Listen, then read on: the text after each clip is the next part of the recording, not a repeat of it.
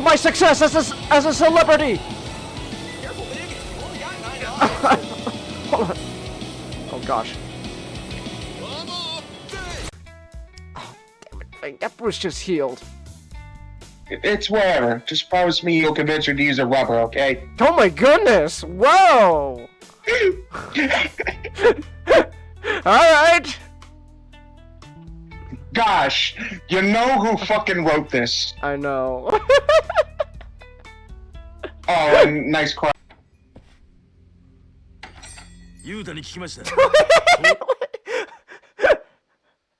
Oh, hold on, wait. Everyone's still in their funerary clothes, and then here's Akiyama's like, you know, I don't want to feel left out, you know, with my bright ass, red, jacket and all that. You know, I'll just dress all in black just to fit in somehow.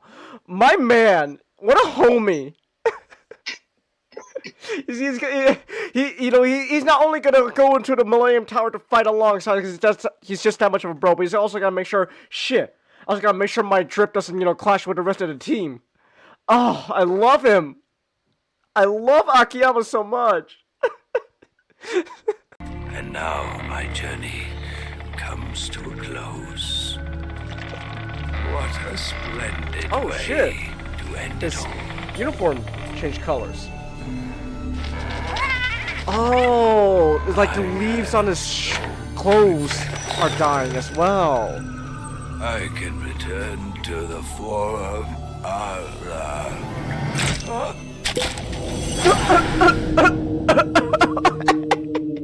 Wait!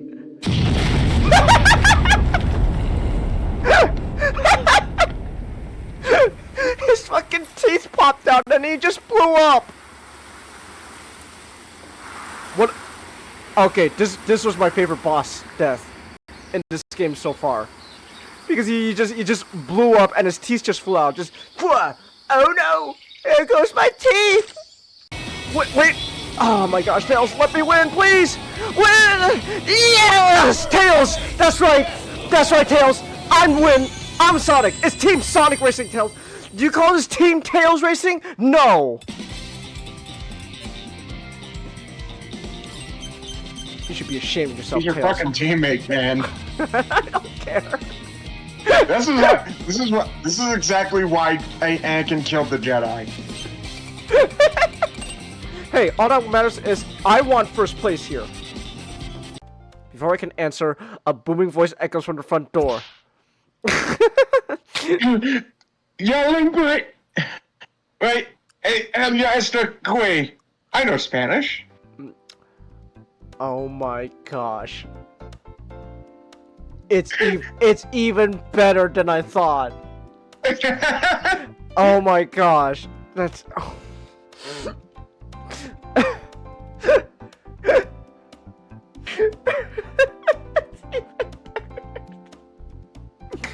oh.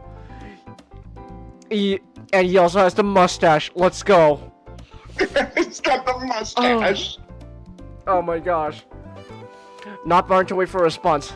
What I can only assume to be Rose's dad barges into the dining room. It's like watching an avalanche of scales descend towards me in slow motion. Puppy! だが、ソメヤはその条件を守ることができなかった。やめろ。やめてくれ。桐生さん、あなたがソメヤに殺されてやらなかったせいです。やめろ。 This is so these guys not. It's like Kiryu. If you we're gonna kill you. We're gonna kill you, and then after you're done, we're done with killing you, we're gonna go after your family. Kiryu wins the fight. Oh, Kiryu, you should have just died. Now this guy's family has to. This is all on you. This is your fault. These guys are assholes. Say, oh, did you see what you did, Kiryu? Now I gotta kill her too. Fuck these guys. What's around the other side? Oh! Is this the ladder, Nick? I mean, not? Is this the ladder? Yes. Oh, let's go! Let's go! Hold on.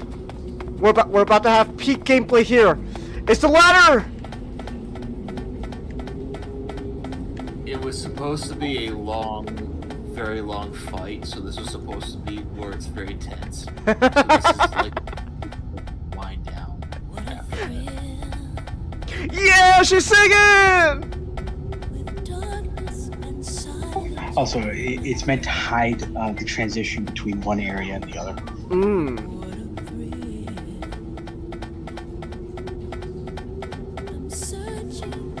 Melted to you. Oh, I'm trying to. Oh my gosh! No! Is this actual legit karma happening to me? I was just joking. No! Wait! This is actual karma happening to me for being mean to my teammates.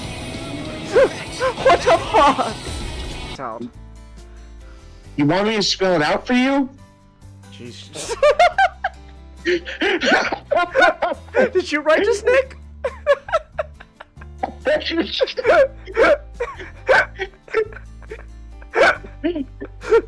Woman. Nothing clip that moment. I want you to. Hold on, I can clip it. I can do it. Woman moment, Nick. She's angry at us when we're with her, and she's angry at us when we're not with her.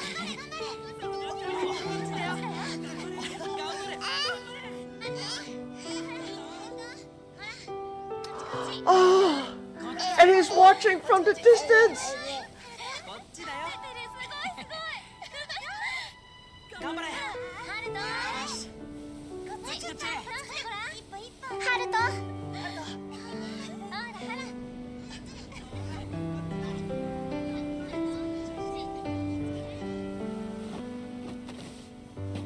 No, oh my gosh,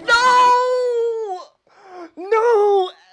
Haruto's taking his first steps as Kiryu walks away! Ah! No! Oh my gosh!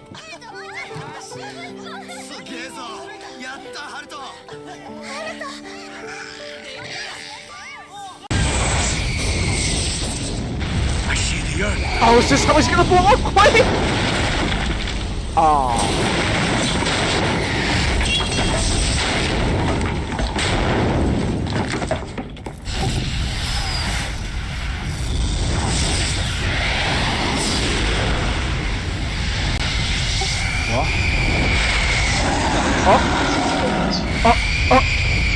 Okay.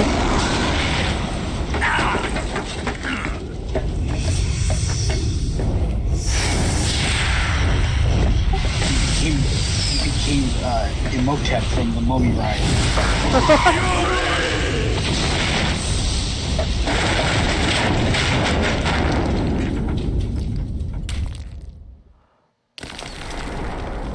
Well, that wasn't your typical Power Rangers boss explosion.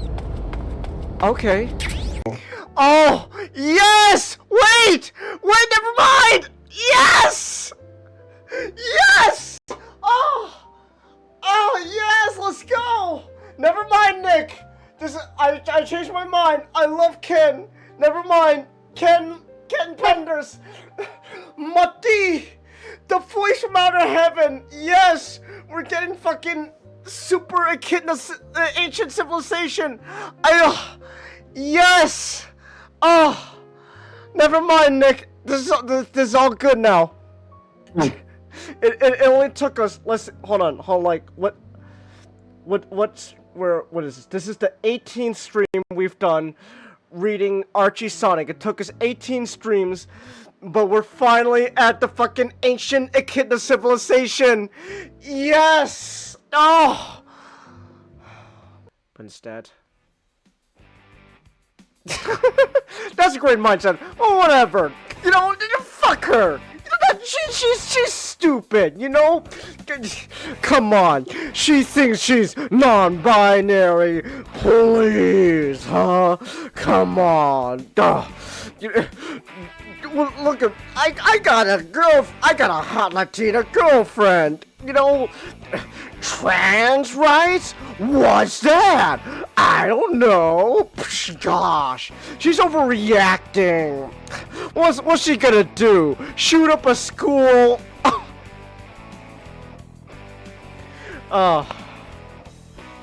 Great going. This is I know this is going great because immediately he just goes.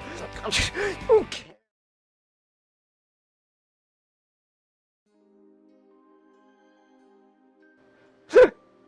Jesse, Oh, you're so psycho. Jesse, we need to cook more drugs for the government. Cook, Jesse, cook. Oh my god. We need to cook for the government. Murder anyone who doesn't want our drugs, Jesse. Jesse. I don't know. I haven't seen Breaking Bad, so who knows? Maybe that's what Breaking Bad's all about. Right too. Jesse, we need to cook drugs for the government, Jesse. Alright. Hey, turns out it was Hank who was the one with the drug empire. Oh, true. He really liked that. What can we say? He really liked that propane.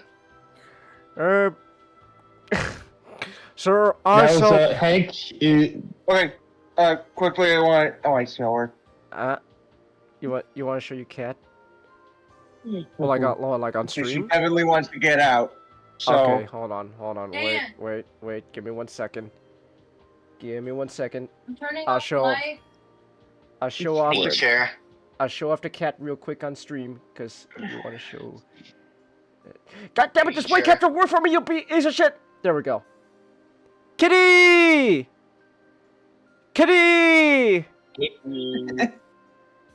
That cat really wants to run away. yeah, she did. Yes, it does. Kitty, look at her. Creature. Look at how big those eyes are. Oh my goodness. Look how big her eyes are. They're so cute. Oh my goodness. No thoughts behind those eyes. Shut the fuck up, Colin. What does he have against cats? No, he's onto something. No thoughts behind those eyes. Just empty void. Alright. Okay then. As a nearly lifelong cat owner, this is true. This is true. I love cats. Okay. They're God damn scrumbly it! little Why? I see you putting out the hand sanitizer. My gosh, it's your cat. It's your cat, Nick. It's your own pet cat. When it's like, oh my gosh. Oh, I love. I touched my eye. Okay. Oh my goodness. It's your eye, Nick. What? Like every time you like you touch like a body part of you, it's like, all right, hand sanitizer time. Changus, you can't be touching an eye. Well, that's why you wash your hands, Nick. And you take allergy medicine. I don't know. That's what the hand sanitizer's for, Changus. Oh my gosh. I don't believe in hand sanitizer. It's called fucking washing your hands like a normal person. Hot water and soap. I see. Oh my gosh. Do you butter here you hang out with Nick like more than I ever do. Let me ask you, whenever you guys go out, does he bring his little hand sanitizer bottle with him? And like Yes, he does. Also, I just realized that you linked my Discord server's announcements into the Flex thing. Oh, in the private server? Yeah. Yeah, I did. Cool. Yeah. Thank you. I don't remember how I did that, but it's a thing. So, yay. It's a thing. Yes. Hey, it's a thing. All right.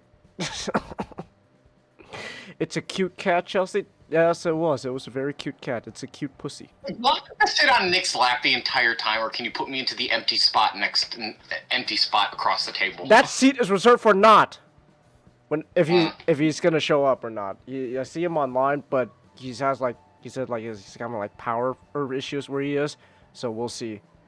We'll see what's going on with him. You can say something? You're lucky you're lucky you get to sit on me at all. Alright. See, thank you, Chelsea. If Soap we and have water. only basically two. So I was thinking, if we only have basically just two. Chelsea's like the parent. She'll repeat anything. Excuse me. Uh-huh. I'm sorry, but since we only have two base, if worse comes to worse with Nom, Uh-huh. and we would basically have two topics. Yeah. You guys want to do a round of Vermintide? Maybe we'll see. We'll see how long it takes. I'm not gonna lie. The second topic might take a while because I got things to yell about. So. I have things to defend about. Oh my gosh! Shut the fuck up, Butter.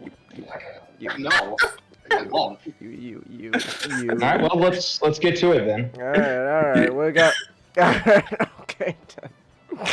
Don't laugh, Chelsea, when Nick is insulting you. My gosh, only I and your boyfriend can insult you, Chelsea, not Nick. He's different. He's white. I'm a minority, so it's okay when minorities insult each other. Oh my See, God. here's the thing, Changus. I'm Irish descendant. Yeah, the Irish is Yeah, also. well, guess what? He has like super minority In status. the ear of our Lord. Or Oh, not wait, hold considered on. white. Wait, hold on. Wait a second. PayPal? What do you mean 60 to 96? Everything bad that happened Hold on. that the British did to everybody, they did it doubly worse to the Irish. Hold on, I got. What status do I get? I have since I have autism, anxiety, and ADHD. You actually get in our Because you're a follower and a thief. Exactly. Hold on. Wait. Yes, Hasbro Pulse. It is me. God damn it. You know it's me. I've logged into your damn website how many times now? My gosh, you know it's me. Goodness gracious. I agree. There's just a video that says white knuckles. White knuckles. Hold on. Let me. Hold on. Give me a second. Okay. Now what? Okay. I got an alert from PayPal just now saying, hey, I just coughed up $60, so I coughed up like $100+ for a commander class for hook and long haul, and then now an extra $60 for your Sonic figures. I hope you're happy, Nick. Thank you. I hope you're I need to happy. try to get- I hope you're try to happy. get all the I'm losing money. Actually, no, wait. I spent even more money, considering an extra like almost $20 to go see 28 Years Later tomorrow. So I'm running low on money, thanks to you. I need to still go to Hasbro Pulse and get the fucking steampunk Optimus Prime. Well, you should. I really need to. Anyways, if you want to help my addiction, totally not addiction, with plastic figures from Hasbro, we got the pay-per-view stuff. Just saying. Let me blow that up. Real big. Blow that up real big. Pay-per-view stuff for the podcast. Stuff like How to Train Your Dragon. I'll watch that if you pay me to do so, and I'll talk about it because you told me to do so. I am what you call a slave to your whims and money, like Jobby the Hong. You know, speaking of Jobby the Hong, apparently he was a voice actor in the newest episode of The Amazing Digital Circus. I saw that. Good for him. Good. I have no idea, but and he had quite literally the funniest goddamn gag in the episode too, which I was happy about. Or did he swivel? Well, no, he was just a fucking mannequin man that would walk into the scene, say half a word, and then he would just vanish into thin air, and he was called the Disappearing Man. He'd just go, ah, and then just vanish. Oh, okay. Alright then. Not even able to finish a goddamn sentence before he just vanishes into thin air. It's fucking hilarious. Oh, okay. Alright then.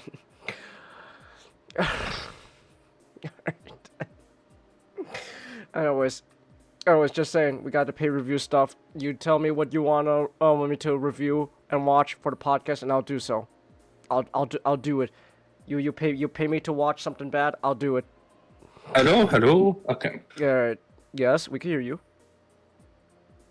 We Sorry, I had to move locations. I had to move location. So. Alright. I just finished drinking a whole can of soda just now. I just chugged it. Good job. Alright. Good job. Thank you. You're welcome. I'm gonna probably have like hiccups later, but then, which is perfect because We're recreating that one scene from Elf. you know, hiccups is perfect for later, but we'll get to it. We'll fucking get to it. We'll get to it. Anyways, we got.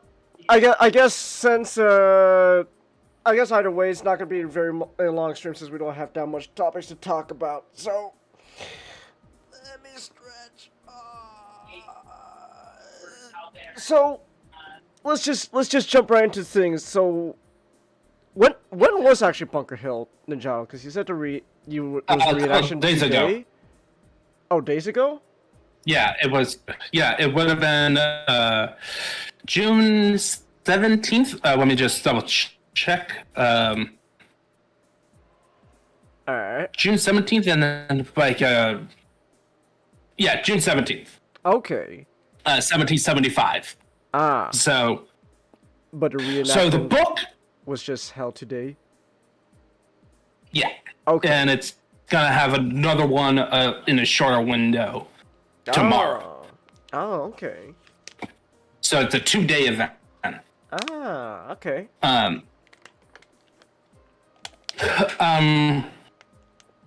So this book covers actually more than just about Bunker Hill. You can. This really? is part of like a trilogy where. Apparently, this author looks at different aspects of the war, like a couple major aspects.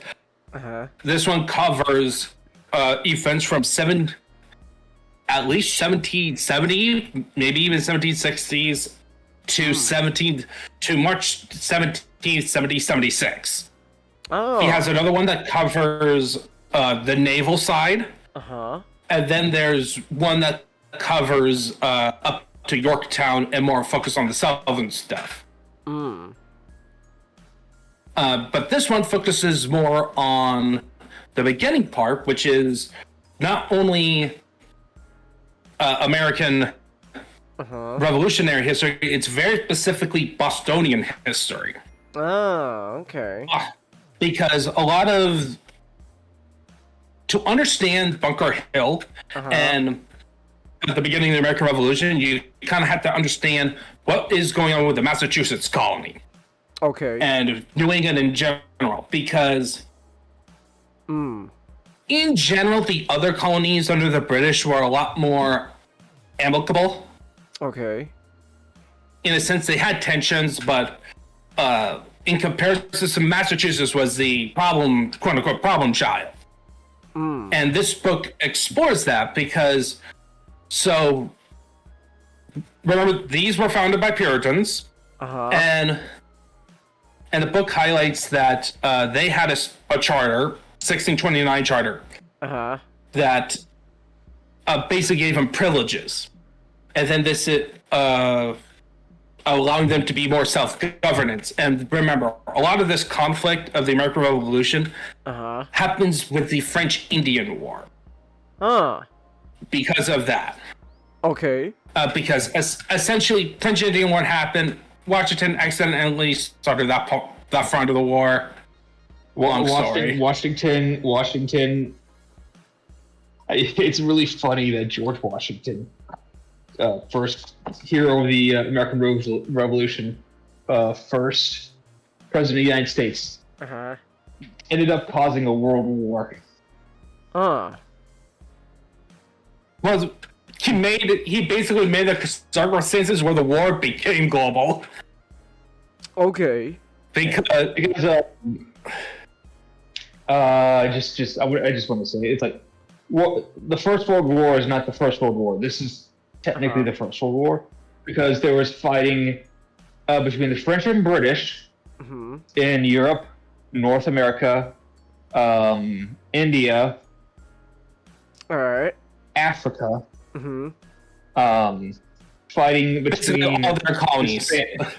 all their colonies. The Spanish Portuguese in Europe and in Latin America, and there's fighting between the an alliance of the Austrians, Russians, Swedish, and French against the Prussians.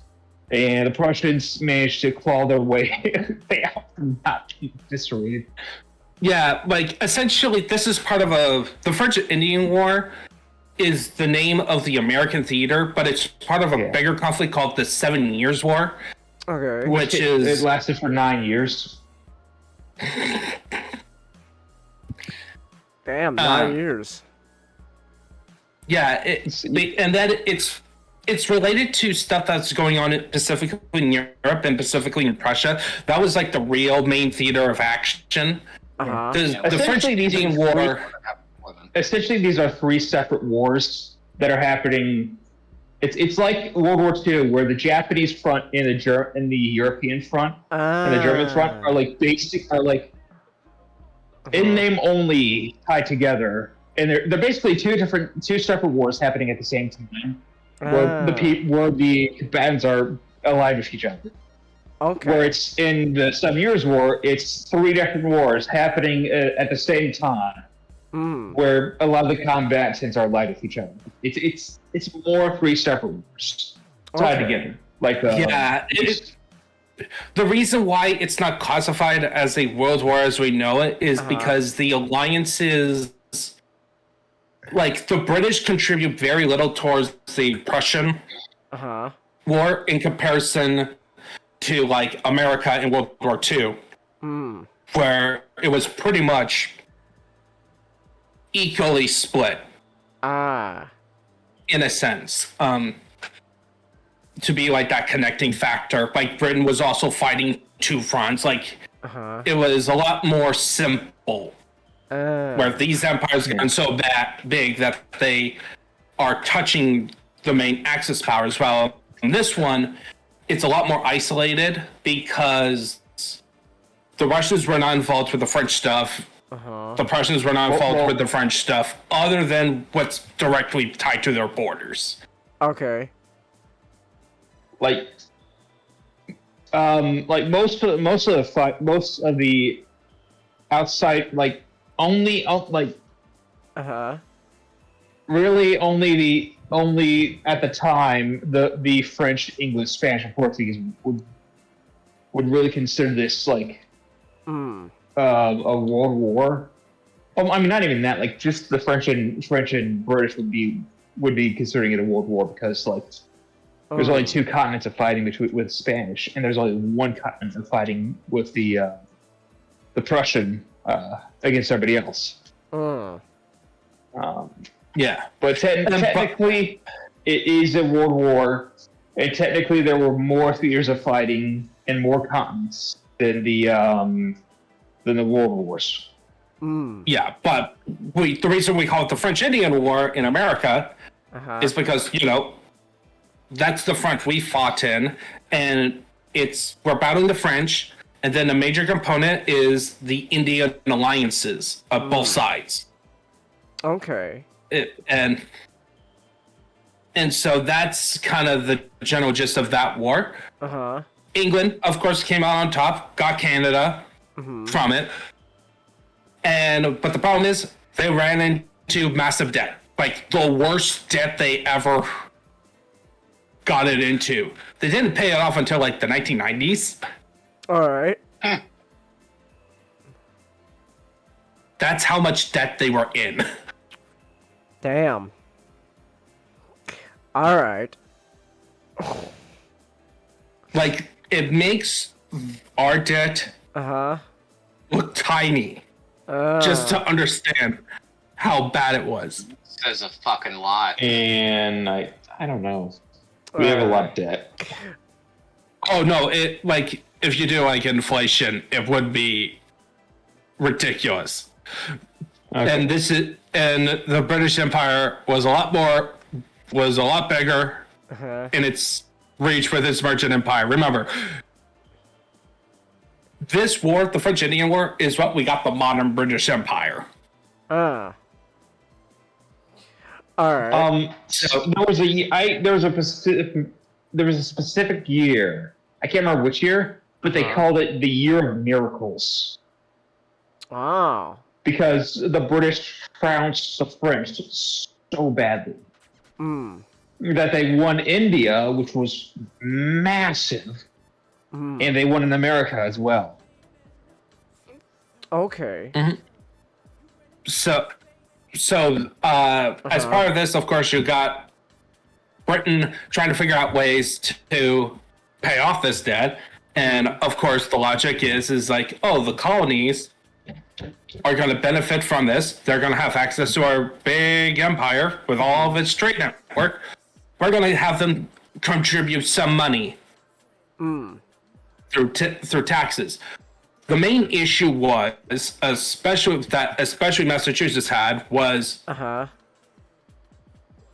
it meant that they were getting they were so used of autonomy in terms of how taxes were raised, how they operated, that all of a sudden they're getting new taxes from England. That offended them. That basically they viewed it as a breach of their charter. Oh.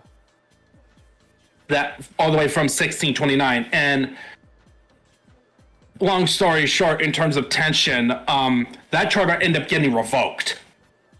Wow. And that really started this trajectory that leads into 1775. As we all know what happened in that year. So, this book is clearly a pop book. If you open it, there's no footnotes. Okay. So, automatic strike. I always put footnotes. I don't care if it's a pop history book that makes it, aka it's easy to read, which is a good thing. But some of the things, like, sometimes there's some claims in it is like, hey, I would like to know the source on it. You have to go in the back, and then there's like this note sections that is written like, oh, I got this source from this, through this way. That is not like, as opposed to a footnote where you get the whole citation, proper citation. And hey, not. Hello. Hey. So not. Do you have any of the Wall Street coins securing for us? No, I am not a part of Mr. Velford's latest pump and dump scheme. Damn. But at least we have Bostonian coins, right, Ninjato? Bostonian. No. Oh. They would. No, the state of Boston's not gonna rug pull you guys. No. Okay. So this book explores local history. It kind of explores a transition period also in the local history. So in Massachusetts, as you know, you should know, it's founded by Puritans. All right. Right? Yeah, and the Puritans. And the way the book kind of described it is talking about how influential that culture was into the early patriotism, because the Patriots at this time started out as a bit of a conservative movement, but what they're conserving was specifically that 1629 charter. Okay. That gave us independence. That gave us like self-autonomy. They did believe that at that time, more things change, the more they stay the same. Yes, they had a belief amongst them early on that the issue was not with King George; it was the North administration, North as in Lord North. Okay. Who was the prime minister at the time? And these were the guys that were sending out acts, then repealing them when things got a little bit too heated in Boston. All right. So you got that going on. You're talking about how this culture of Puritanism helped founded the identity of Massachusetts, helped started this revolution, but it also, ironically, after Bunker Hill, when Washington comes in, it kind of ends that. Huh. But it is basically like an end of an era moment. Like this is like sort of like a death throes of the Republic type deal, like a transition from a culture of Massachusetts and New England to becoming American. Okay. That was part of the argument of the book. This book also, you learn a lot of early patriots like Samuel Adams, who each time I read more about, I really hate the guy. I know you don't like Sam. Don't like the guy. Yeah, I know. Good old Uncle Sam.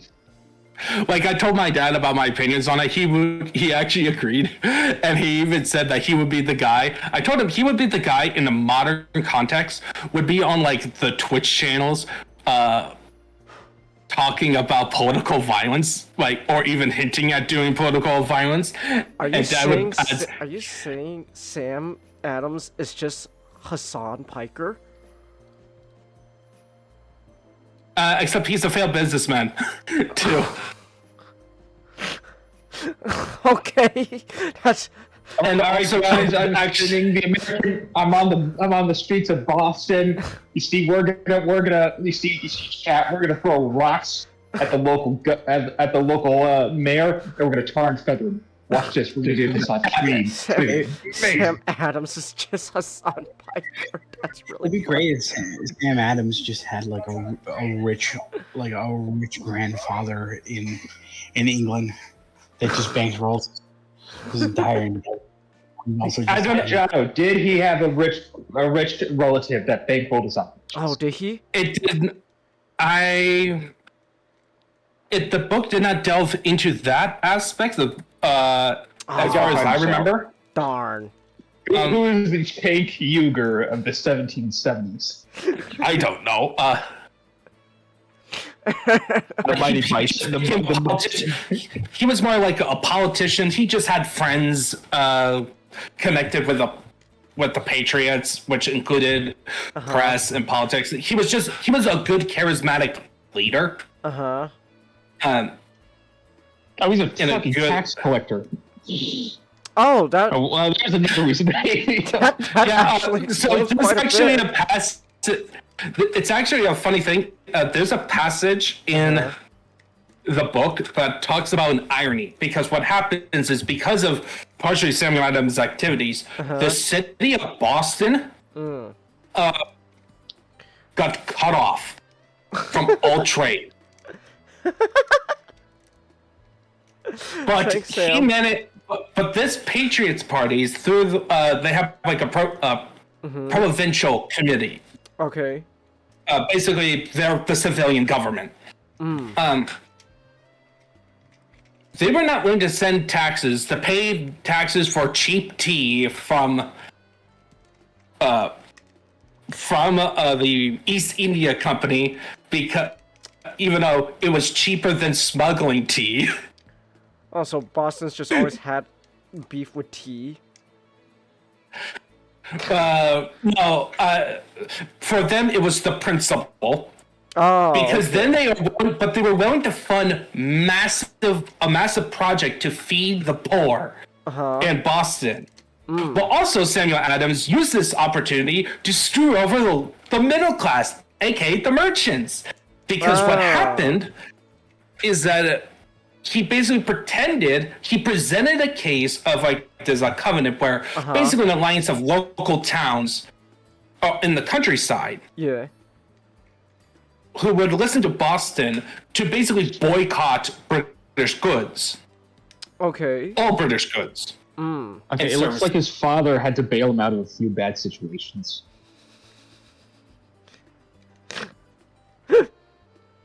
Still. Yeah. Still. You know what? Close enough. Close enough. His dad. Yeah, it's close enough. His dad's Sam Adams Chink. Mr. Samuel Adams Senior. But hey, Press merchant in guys, it gets funnier. But I was about to punchline. Okay, sorry. He told these towns that Boston was 100% in favor of boycotting British goods, including the merchants, when it was not true. Thus, the other towns agreed, thus creating basically throwing the merchants, the middle class, under the bus. Because the rich could pay off, could pay the extra stuff, and the poor was getting, through this public service network, were getting fed. Thus, the middle class got screwed over. And what happened is that he transitioned the power, the center of power of the Patriots, from Boston to the countryside. Okay. But Samuel Adams, actually, while a prominent character, prominent figure explored in this book, is not the central one. Okay. That belongs to somebody who the book argued is a mentee of Joseph Warren. Joseph Warren. And Warren, so Joseph Warren was this accomplished doctor, a widower who had kids. He was pursuing a relationship with a woman who was becoming a spinster, basically a woman who was reaching the age where a person over 30, a woman over 30 who's not married. Okay. Like in that culture, that idea, a woman over 30 is like a very precarious situation. That's why you have Pride and Prejudice happening. Because essentially, for aristocratic women, their security, for their life is based on the marriage. That was the quickest way to have security, unless you have like a rich relative. Even then, if that relative dies, you could not, possibility of not getting inherit or anything. It's like support. Okay. So support in the life. Okay.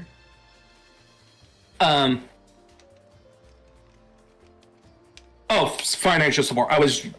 That's what I was missing. Okay, so Joseph Warren was a doctor who became very accomplished because he was of profitable business, but he was also with the Patriots. Okay. And compared to Samuel Adams, he was a bit more moderate. All right. But they both had the idea of independence, but Joseph Warren at least was willing to, had hope that the situation would turn around just to get autonomy. He ends up becoming one of the major leaders in the Battle of Bunker Hill. He becomes military general, which at that time he became one of the high-ranking commanders who died in this battle. Oh, okay. So the book kind of in and out, throughout, is weaved with his personal life about his positives of him, and also his negative traits. He did possibly had a girl pregnant. Oh, was involved in an affair, even though he was pursuing the Spencer woman, including having a fiance type deal. Okay. But so it also presented a what if he lived through this battle, because the final chapter, it talks about George Washington and his initial response to the New England Militia Army. It also helps you kind of understand the Minutemen and what kind of is it like.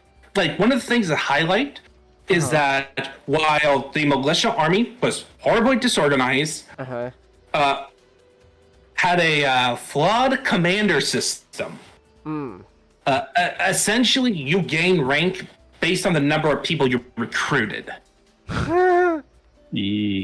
From your local town. Ninjato. I have a video of Washington's reaction whenever he has to deal with the local militias. Okay. Yeah. Shooting backroom. Yep. He hated. So Washington's initial reaction to the militia was, I was given this impression that you guys were a fighting force, but no, you were the same stupid militia that caused me so much pain in the French Indian War. Speaking of which, are there Indians among you, part of your militia? And oh my goodness, you got free African Americans! Oh. Oh, George. That final part, that final part was quickly reversed after hearing about an account where, one of these soldiers actually killed Major Pitcairn, which is part of the British commander, and he proved more valorous than many of the other commanders he had to deal with. So, okay. He was rethinking his prejudices back then. It's also it showcases a flaw with George Washington, but also highlights his strength. He was great. Essentially, he was a person who wanted, at that time, personal glory, and also he worked so hard to be part of the aristocracy.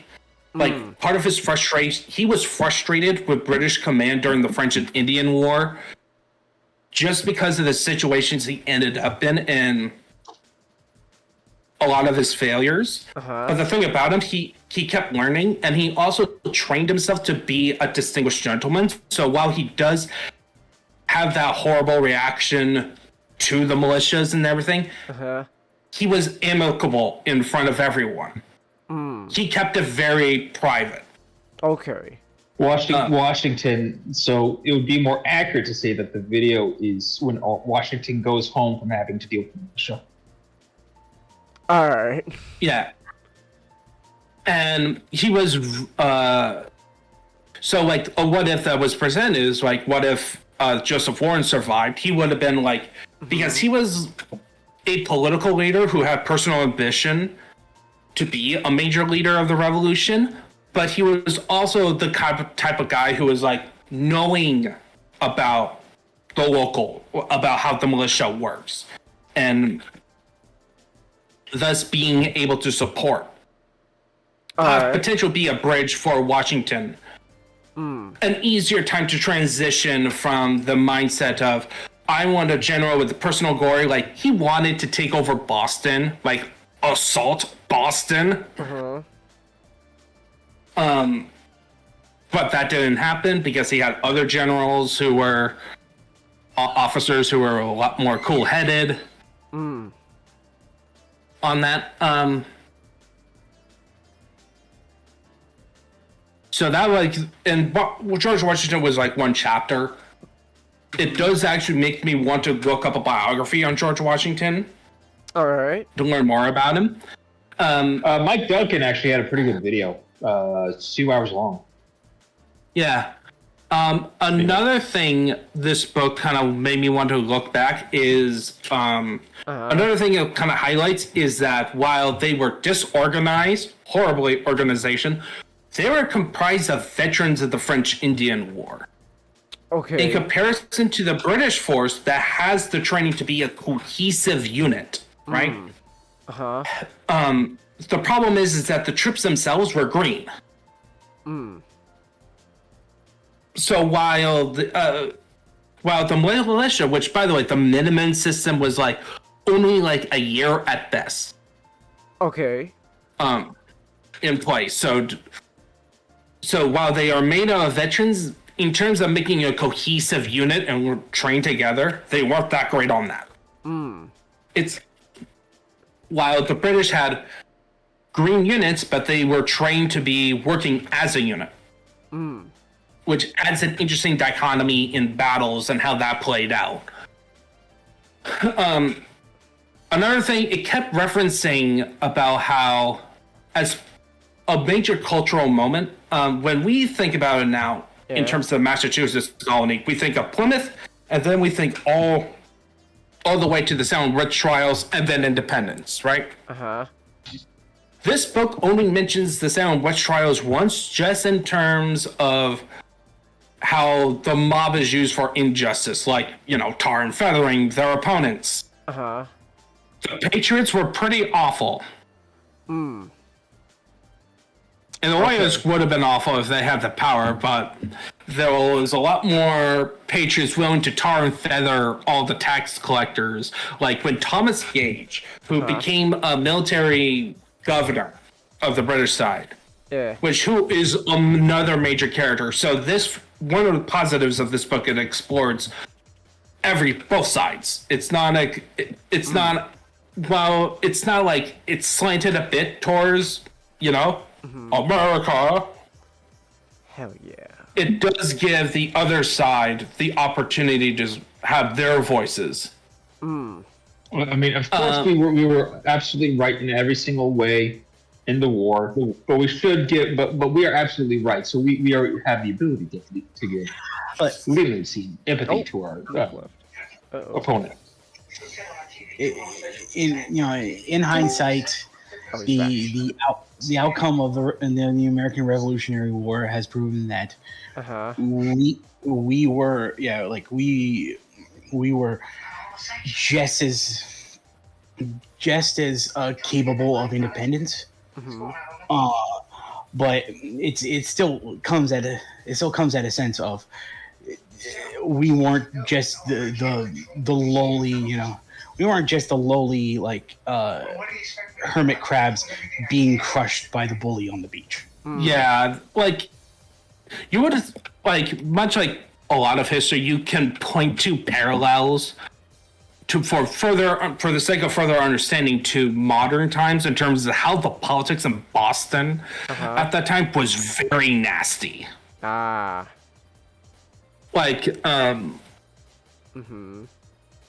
tar and feathering was a major thing. And we need to bring that back.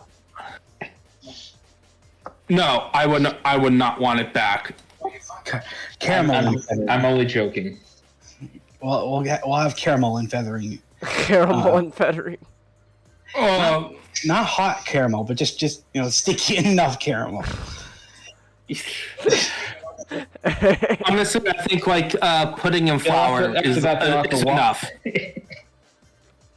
Pudding and flour, chocolate pudding and flour is good enough. But I do appreciate looking at how it looks at both sides and also points out some of the hypocrisies in that society. A minor part, but it is important. It was important is the hypocrisy. They were all about freedom, except for the African slaves. All right. While slavery was on their way out, at that time, by the time the militia system after Lexington and Concord formed an official army, it was decided that they wouldn't allow enslaved peoples to be part of this group. Oh. Just because it looks bad. There was a growing conscience in Massachusetts about slavery. It was an issue that they were on its way out. But that was still a thing. But the book, in my opinion, did enough to highlight it that yes, this was the thing, but it doesn't harp on it. Okay. Which is a different. It doesn't harp on it to get in the way of what it's the history, other aspects of history. Going on. So.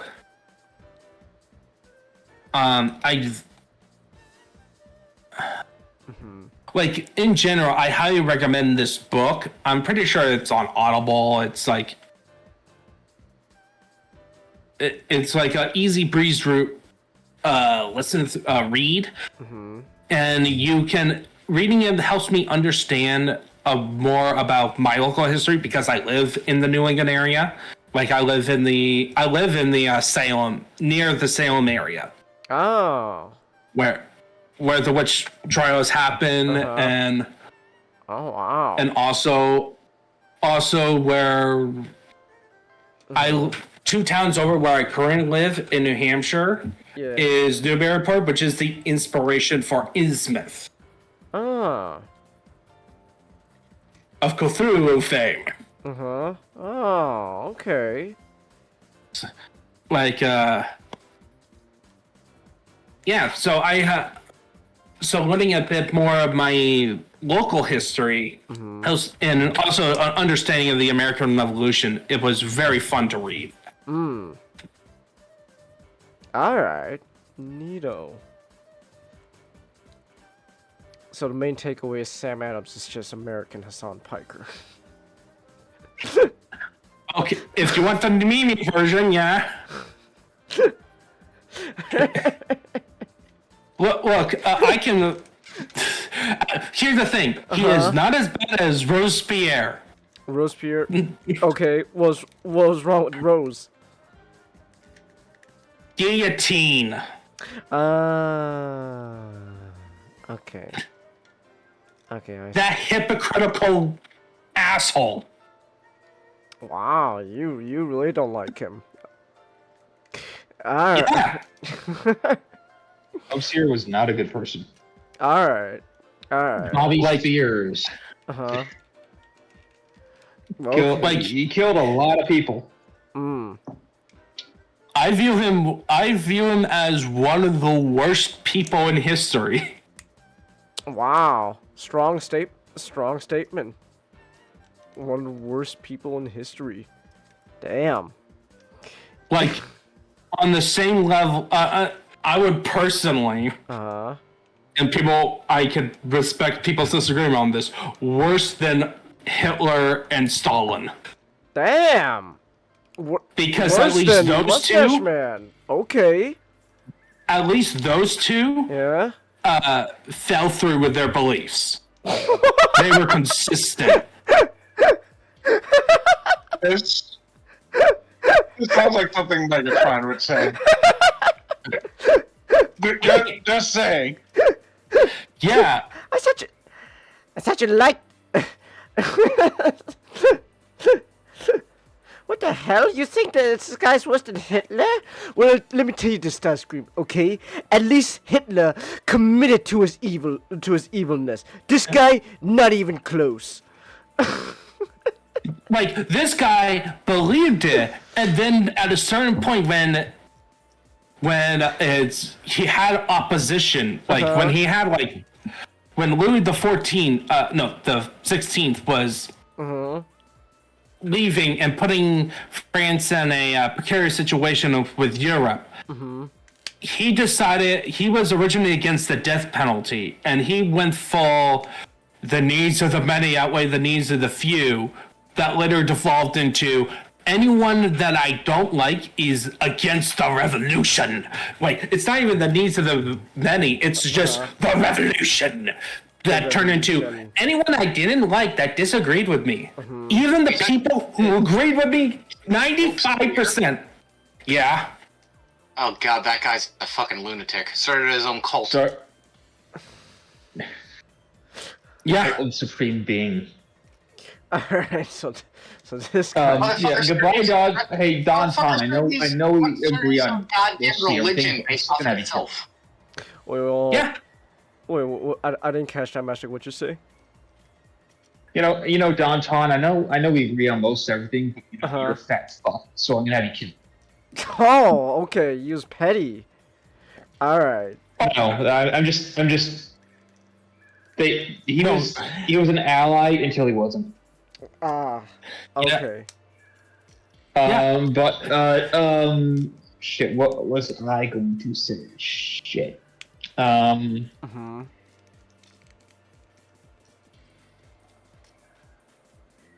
Just go on. It'll come to me in a few minutes. Well, I was about to just say, go. I highly recommend you read this book. I barely scratched the surface on this book for you to understand the history. There's tons of history. Like, I didn't talk about an expansion. Talked about American Spies, about Benjamin Church. There's a part of it, exploration on that. Spies. In this book.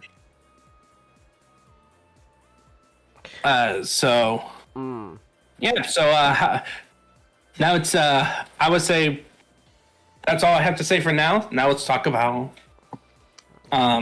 you two argue about a remake that didn't need to happen. I actually need to use the restroom real quick first. Oh, Yeah, Well, at least the transition's there. yeah, at least the transition's there. But let me take a quick. Let me use the restroom real quick. I gave it to you. I understand, but I gotta use the. I can't just hold it in. And all right, I can't just hold it in. You know what else is a piece of shit? Why? This movie. Oh, thank you, Master. There we go. That's your transition. Thank you, Master. Very Oh my cool. God. All right, hold on. Hold on. I'll be back real quick. I'll be back real quick. Just gotta take a leak. I'll be back. Mm-hmm. Hey. Hey, Najati, do you know any resources that I can use to like practice like rolling my rolls on like the old world? Nope. Okay, shit.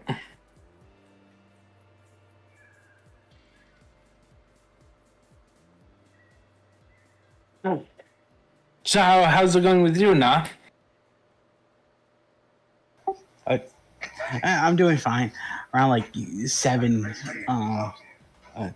another bird decided to real like the transformer outside, and we had like a blackout for about like 30 to 40 minutes. I thought it was gonna be longer from how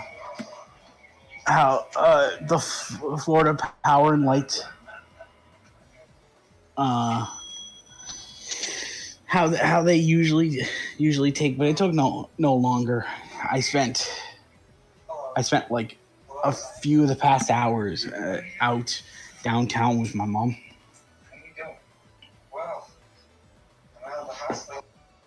Nice.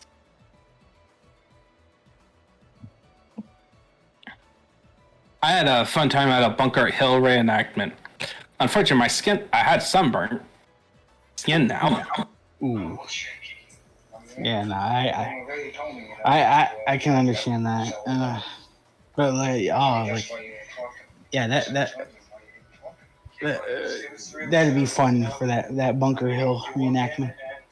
Yeah, it was because the original location has been heavily urbanized. It was actually in Gloucester. I see. Which man, I think Gloucester has like a literary connection somehow. Was it Moby Dick? I'm trying to remember. Whaling ship, where is it supposed to locate? No, it's New Bedford. Okay. Not Gloucester. I know, like, Gloucester is like, it's the America's oldest seaport. What's America's oldest seaport? Gloucester. Gloucester? In Massachusetts. Ah. May I assume that the people who founded Gloucester were from Gloucestershire? I don't know. I actually don't know the. You know what Boston was named after? What? Boston. Yeah. There's a guy named Boston? Yeah, because look, a lot of names from New England is straight out of from England. Ah. Straight out of England. But it's like all the American names are either from where they came from, history or history references. Okay. Adaptations of local names, or like, all right, I'm John. I'm gonna name my town Johnston. My name's John. This is the town of John now. Deal with it. You got it, John. It's Johnstown. It's Johnstown. It's Johnstown. You know, you just but you get rid of the H and then you add like a E in there and then now you got Jonestown. Boom, there you go. Amazing. I don't know why my mind went to Jonestown. It wasn't even fucking Kool-Aid. It was actually like a knockoff Kool-Aid they killed themselves with. It was Flavor Aid. Flavor Aid. Fucking Jim Jones was so evil. He was too cheap to get the actual Kool-Aid. Actually, no. The most evil part was that he was too much of a fucking pussy to kill himself the same way. Yeah, everyone else took the fucking Flavor Aid while he put like a bullet in his head. Fucking pussy. Everyone should shit on Jim Jones. Fuck that guy. Everyone should shit on him. You know what? It's funny that he used a knockoff instead of the real thing. Speaking of, yeah. Speaking of. Oh my god. What do you mean? Oh my god. Yeah. Don't say oh my god. What do you mean? Yes, I will say oh my god. Oh my god. That's what I'm gonna do. I'm gonna say oh my god. Oh my gosh. Oh my gosh. Colin. Why do you like this? Is this like a bisexual thing? Is being LGBT affecting media literacy? No. You just spell things wrong regardless. James, where are you going with this? I don't know. Yeah. I don't know. Okay, connection? I don't know. I'm just doing anything to throw butter under the bus because I would not be this mad if it weren't for him. Okay, he is. Oh my gosh! Why do you do this? This is a pattern, Butter. This is a consistent pattern I've noticed. Things that I would normally just be like, just go like, it's fine. I don't think it's anything to praise, but it's nothing bad. And then every time you somehow make it into a thing where I get mad about, okay? You make it into something that I get worked up about, all right? I would not care about the new How to Train Your Dragon movie if it weren't for you. Cause you yeah, whatever. You said the same thing about the Minecraft movie. What do you? Are you defending the Minecraft movie? No, I'm just saying that I think I'm not defending it. I'm not defending it. I think it's a bad movie. I just think it's funny bad. Nick, you need to choose better friends. I think Butter's defending the Minecraft movie. Defending the Minecraft movie. Genghis had an air of disgust, like he saw Colin kill his firstborn in front of him. It's because I was there to watch the Minecraft movie with him. I forced him to watch it with us when he came out. That was $14. I'm not getting back, Butter. Okay. The worst part, that was like the only movie out. Oh my gosh. By the way, guys. By the way, guys. You know what also makes me more mad about this? I told Nick this. You know what makes me more mad about this? I told Nick this story. What makes me so mad is so Monday, right? Monday, I was like, so this all started because Monday I tried to go I went to the hospital and all that to get like an annual physical checkup with my doctor, right? But then I couldn't get it. I had to reschedule it because they told me, oh, something's not right with your with your insurance. What do you mean? Well, the card you gave us from to show us the insurance company you gave us, yeah, it's invalid. What do you mean it's invalid? It's a brand new fucking insurance card. It's brand new fucking spanking. What do you mean my insurance doesn't work?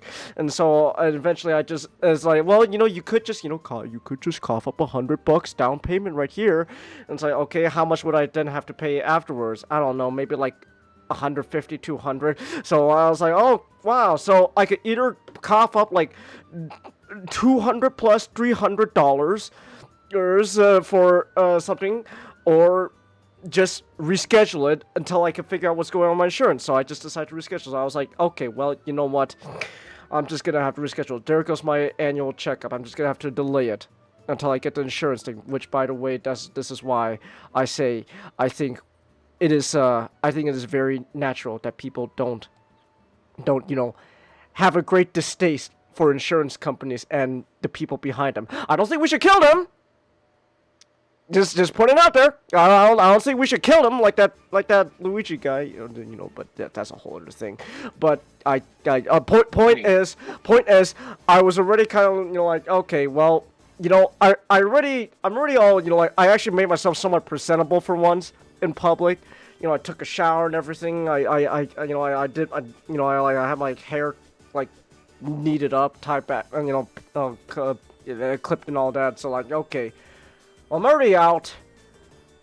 I don't know. I feel like I don't want to waste the opportunity. Like, you know what? I guess I'll probably go catch a movie, right? Because why not? I like. That's what I like to do. I like the theater experience. Oh my gosh, the theater experience too. Oh, I'll get to that. So I was like, okay. So you have the best theater experience watching the movie? I'll get to it. Be patient, Colin. So I was like, okay, you know what? I'll go watch a movie. Like, what's out right now? It's like, oh, but then at the same time, it's like, oh man, but 28 years later is not out yet. I have to wait for that. What else can I watch? I mean, I could just watch Mission Impossible again for the 4th time, but all the theaters that I go to don't no longer have it in IMAX. Good thing I was able to catch it one last time in IMAX, but like, if I can watch it in IMAX, then I'm not saying it's not worth it, but I would love to see it in IMAX again. I would be willing to pay the $30 for it, even though it shouldn't be $30. And it's California. So I was like, okay, you know what? I guess if I'm gonna go watch a movie, you know what? I already made a whole thing. I made this pack because this all started because Butter here, because someone here said, you know what? I have hope that this is gonna be good, and I told him, I don't think it's gonna be anything special. I think it's gonna be a pointless remake that you could just watch the original animated version instead. Why don't you watch the animated version? Which, by the way, the new live action version has a higher audience score on Rotten Tomatoes than the original animated movie. That also makes me a little worked up. I'm not gonna lie. Ooh. So it's like, What? So I was like, okay, you know what? I'll go because I made this bet with Butter. I'll go watch the live action How to Train Your Dragon movie. It's like, okay, what's like a nearby time? I don't want to stay out in the sun too long. Drive out in the sun too long. It's like, there's like a 2:50 showing. It's like at AMC at this AMC I go to. So I was like, okay, you know what? I'll go to the 2:50 showing. And then when ordering the tickets online on the app for the ticket, I was like, did ticket prices go up? The fucking ticket prices go up again? Because now I'm paying like $20-something for a fucking 2:50 showing? Are you fucking shitting me? Okay, you know what? Whatever. I'll pay the fucking 20. Was it IMAX or was it regular? It was IMAX. Because I IMAX didn't realize I thought ticket prices just went up, but no, I just didn't realize I accidentally paid for an IMAX showing, which makes me even more mad because I didn't want to spend an IMAX price for this goddamn movie. And by the way, watching it is not worth the IMAX price. It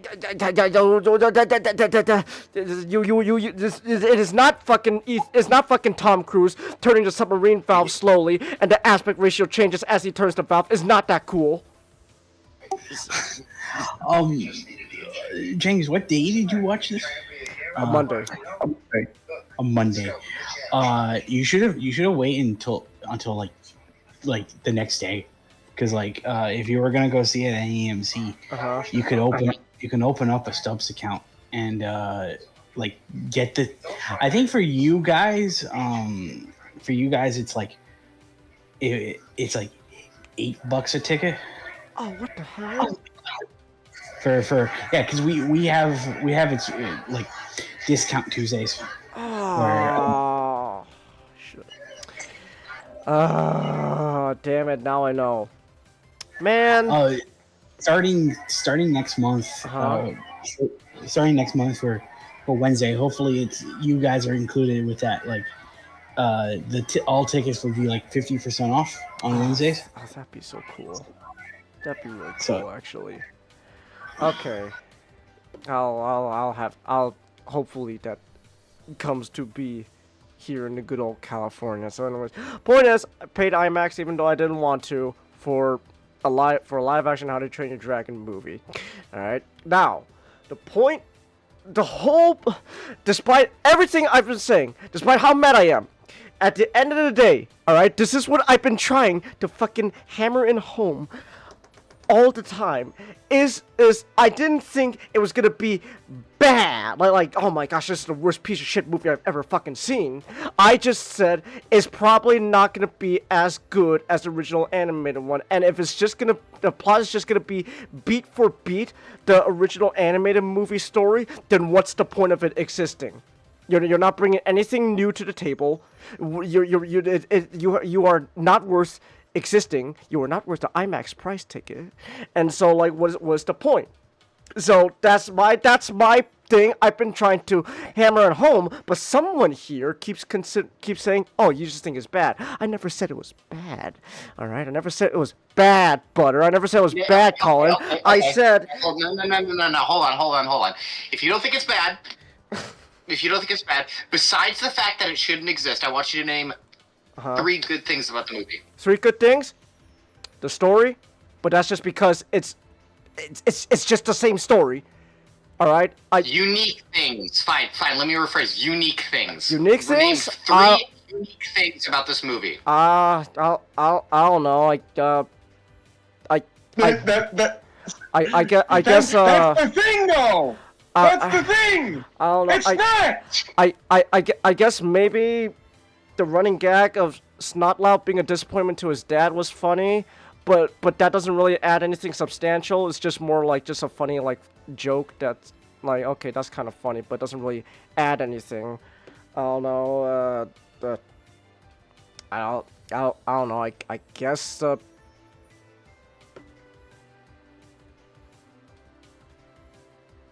don't know. I guess Toothless looks nice. Nick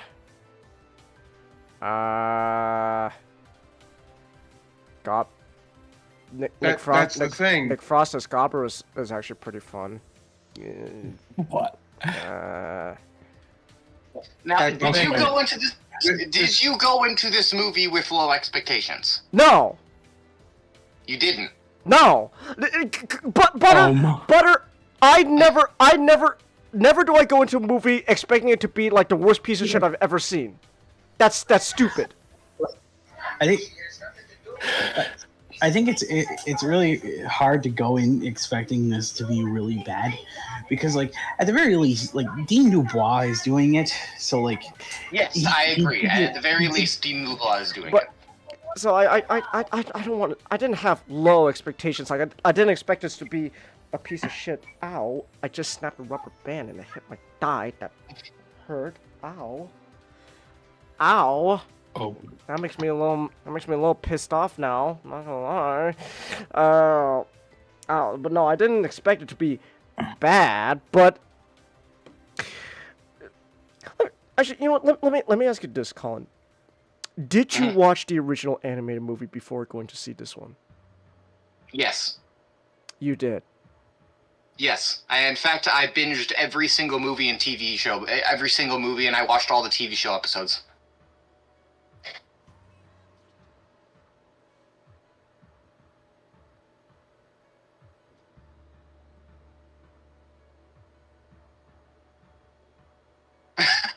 I am so disappointed. Wait, hold on, let me.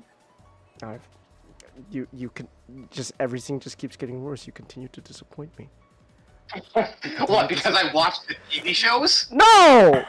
I expect you to, after watching the original one, to have better standards. Oh my god, it's a good movie. It doesn't deserve to exist. Anything good about it is just it's just copy and pasted from the original one. Okay? You know what? I'll even say this. After watching the original one, I can also say the cinematography is a complete downgrade as well. Listen, I understand that like with live action, there's gonna be some limitations compared to animation, right? But then like some stuff is just generally legit 100 times better than in the animated version than live action. For example, when the movie opens up, right? It's pretty much like, oh, it's kind of like the same opening. Although Hiccup's totally doing his opening, I was like, no, we have dragons and all that. But then in the animated movie, when Hiccup says, we have dragons, the fucking monstrous nightmare is breathes fire on the door, and Hiccup's standing behind the door, and it's this cool shot because like it's really cool. It's like, oh, it's like it's like to sell the danger. He's surrounded by fire. He's surrounded by fire, and then in the live action one, he's standing off to the fucking side. Why are you standing off to the side? That is a small nitpick. I would like to interject, Kangas. Yes. It's one nitpick, but there's like a billion scenes of them like that, right? No, there's a lot. It adds up. It adds up. Here's another example. Actually, no. Here's a better example. This actually legit, I feel, is a legit downgrade. So when Hiccup is introducing like the gang and all, like, oh, these are all the gang, those are the guys that bully me, and then there's Astrid. Oh, you remember how in the animated movie, like he's gassing up Astrid, like, oh my gosh, she's beautiful, she's badass, she's wonderful, she could kick ass. And then you got like the fire explosion in the background. It's like, and she's like flipping her hair. It's like, oh yeah. Here, she's just walked in slow mo out of fucking smoke. Okay, that's it. Again, at that point, you're nitpicking small things adds that really up. didn't. No, hold on. Chance, can I? May I? Yes.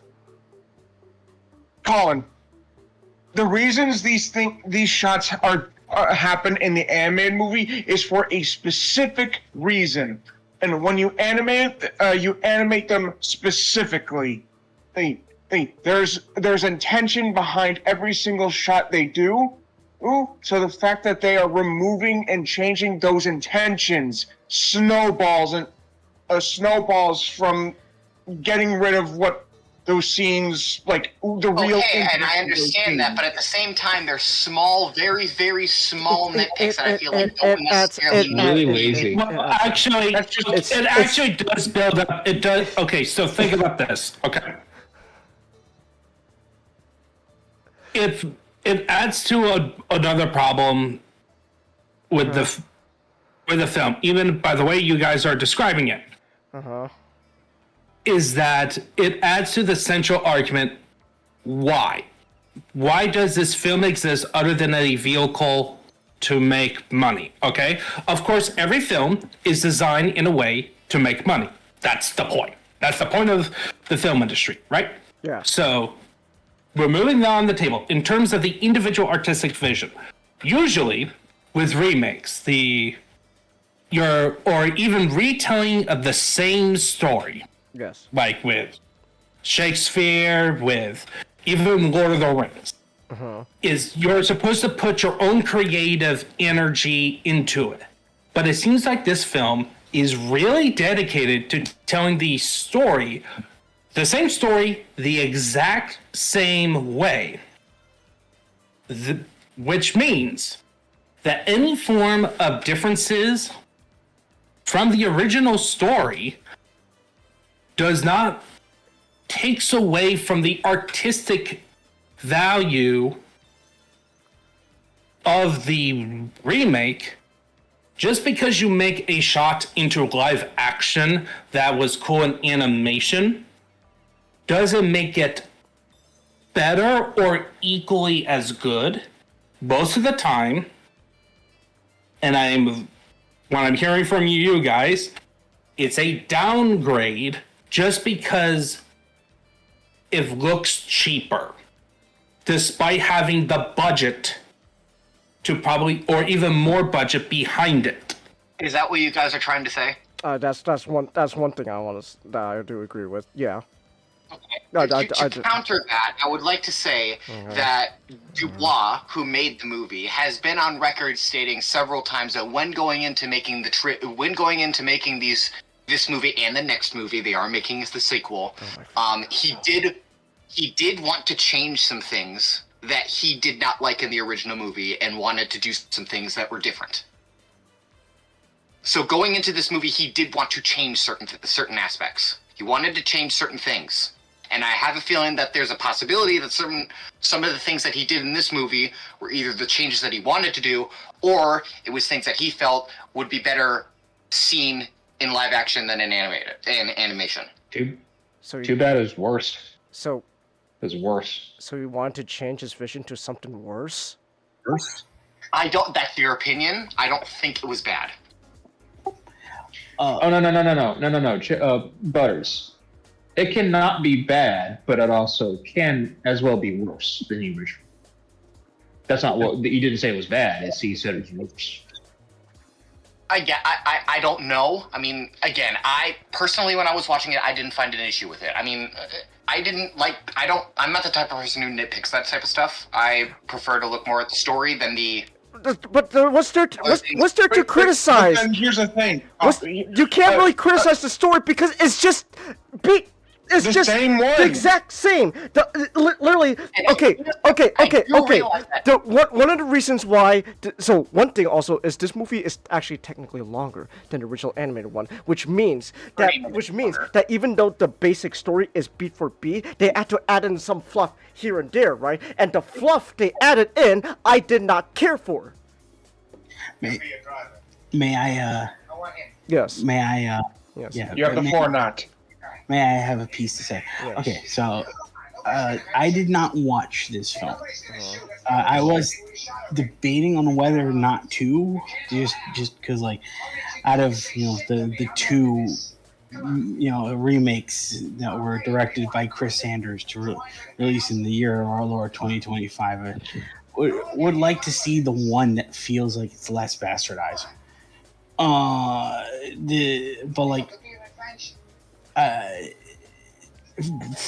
My only source of just experience from this movie is just the trailers, and there is a sense of trailers are often like things in order for you. It's more or less just something to kind of remind you of a movie,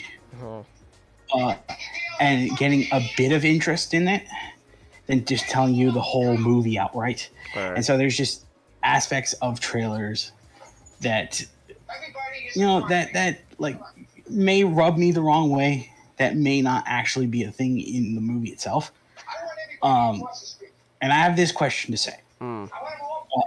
Considering that how I feel that the movie scene, from the trailer of how it kind of seems like the movie is having shifting into a different direction than from the animated movie. I can answer this question. Let me just end it this question. Is the relationship between Hiccup and Stoic, is it different compared to the animated movie as compared to this one? The relationship between first of all, I want to say both actors who portrayed Hiccup and Stoic, I think they did a good job, especially Stoic. I mean, the man literally is just. They did. The man who played Stoic is literally playing the guy again, and I think he did a really good job portraying the character. With what they were given with, they did a good job. Was what they were given. I'm not saying, like some stuff like acting, I do think is fine. Like I didn't find that offensive. Right, yeah. The thing I really want to put emphasis on is they actually did make the relationship between Hiccup and Stoic a bit better in this film than the original one, because in this film, with the hindsight of what happens in the second movie, they actually mention Hiccup's mother quite often in this movie and use it as a driving force as to why Stoic doesn't like the dragons, and also does it as a way to kind of give Hiccup and Stoic another reason to quote-unquote hate the dragons, and also give Hiccup another conflicting feeling as to why he should hate dragons, because dragons took and quote-unquote killed his mama. And the fact that they're bringing up his mom and the fate, quote-unquote, of her in this movie to give them the driving things in their characters, I think was really smart, and I appreciated it. Is it worth spending that much money and that much time So, and another that thing I much wanted to energy mention to release this film? another thing that you Wait, hold on, Butter. I haven't said my piece. So can I? So I do want to mention this. Remember, do you remember not how you pointed out you felt that like based off the trailers alone, it felt that like Stoic and Hiccup's relationship here is a lot more angry than the original.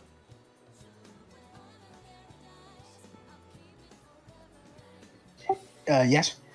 Yeah, that seems apt. It's I don't want to say it's on paper it's not bad, but like one of the original one of the like core themes of the original story of like the original relationship between Hiccup and Stoic wasn't that they necessarily hated one another. They weren't mad at each other necessarily.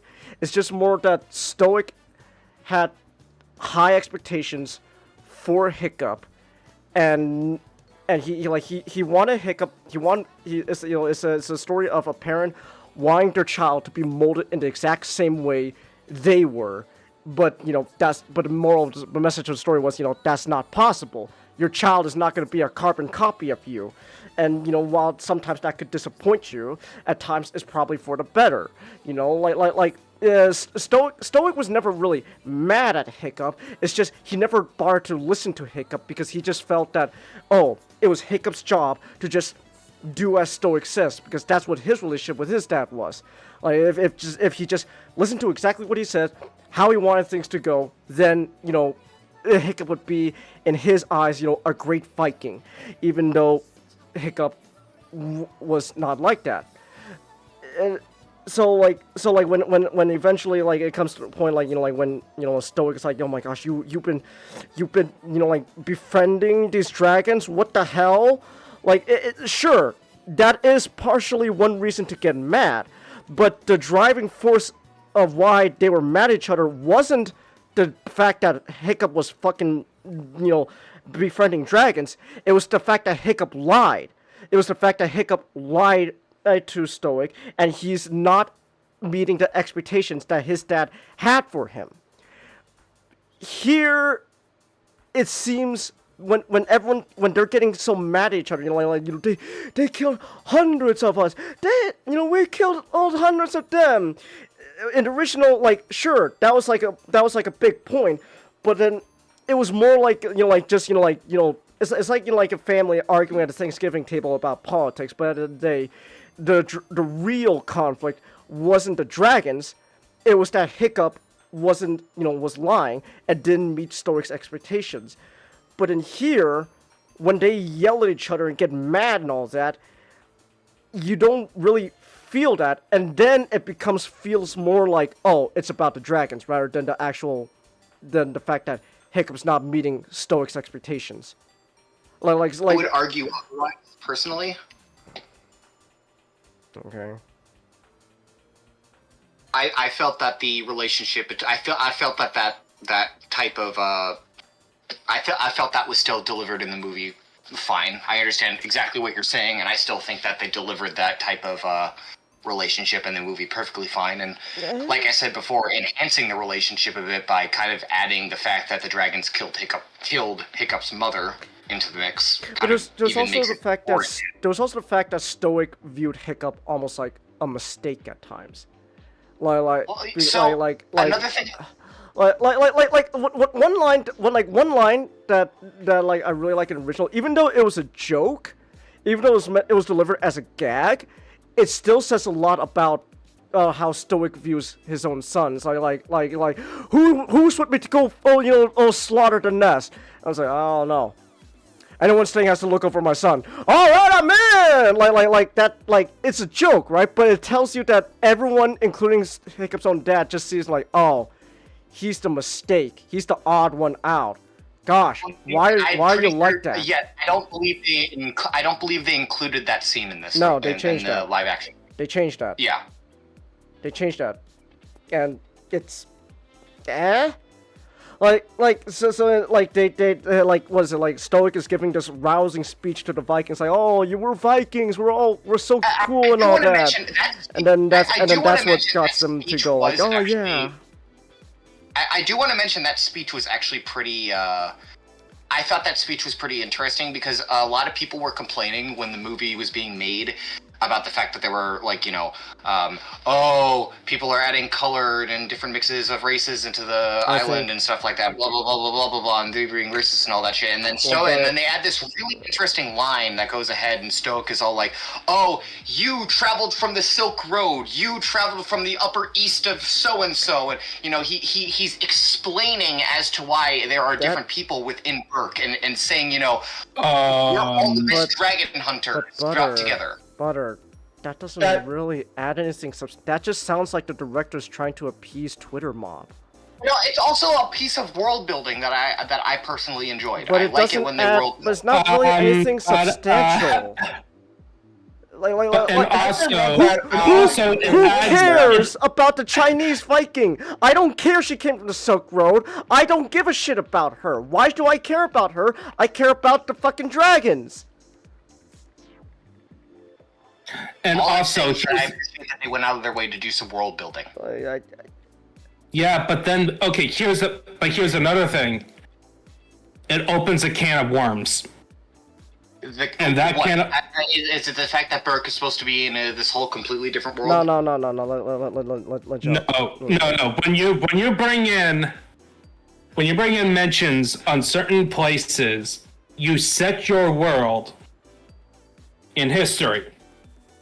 Which means you have to be very careful. Oh, now you got. You can't. Oh no! So you got. Because even in a fantasy world, right? That when you bring in history or you bring in references to history, you're bringing in questions that may not be necessary for a story, especially if it is a throwaway line. You're basically saying, wait to watch the sequel to explain this unnecessary detail. Well, I probably didn't exactly say the line correctly. All I am trying to say is that during that speech, Stoic made some references to places in the world which explained why there were different types of Vikings within Burke. But it's they even resolved a complaint that a lot of people had, saying, why was Burke so close to the Dragon's Nest? And they decided to go into the movie and say, fuck Burke was established on this island because the Dragon's Nest was so close. Okay, hold on, wait a second. Very few people. Wait a second. This is the first time I heard about this complaint. This is the first time I'm hearing Butter. Wait, Butter. Are you saying some of the changes is because the director's trying to appease a bunch of stupid Twitter people? No. Are you sure? I'm just saying. Because it kind of sounds like it. No, I'm not saying that they're trying to appease Twitter people. I'm saying that I'm saying that the director took notes of what certain people said, and even admitted that the continuity could have been probably improved on by acknowledging those things, and so he did. But here's the thing: when he was questioned, when he was responding to the whole casting of Astrid on that, he did in an interview. He first used a historical argument.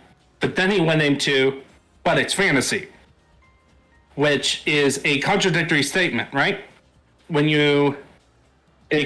doesn't really care. He just wants to do it, and then is just it's either if anyone ever asks, like, oh, why is there, why is this character, race change and all that, just say, because I fucking wanted to.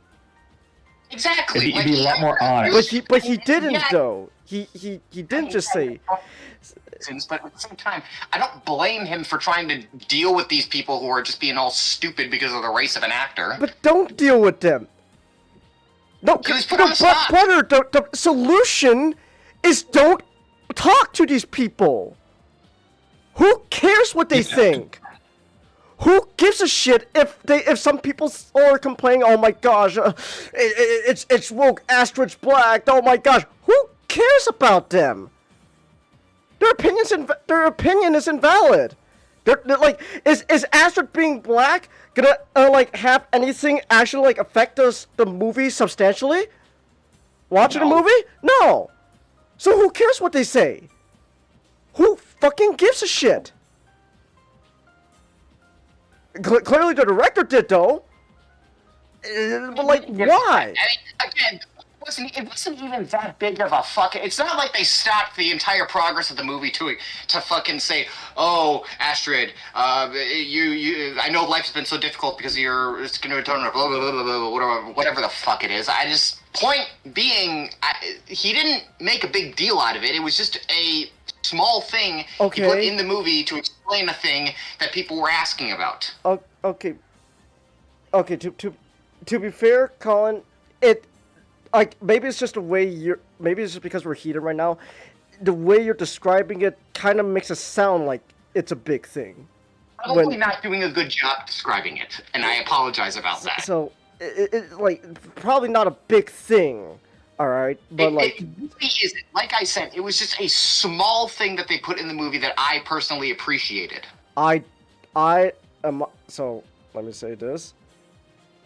I didn't give a shit. Oh my gosh, Changus, don't you feel represented when Stoic said that, lady, you came from the land of kimchi. I just sat there like going, I don't care. I don't care. Did someone actually say that they came from the land of kimchi? No, but honestly, if Gerald Butler actually did say that, I think the movie would be better in my eyes, because I think that's just so funny.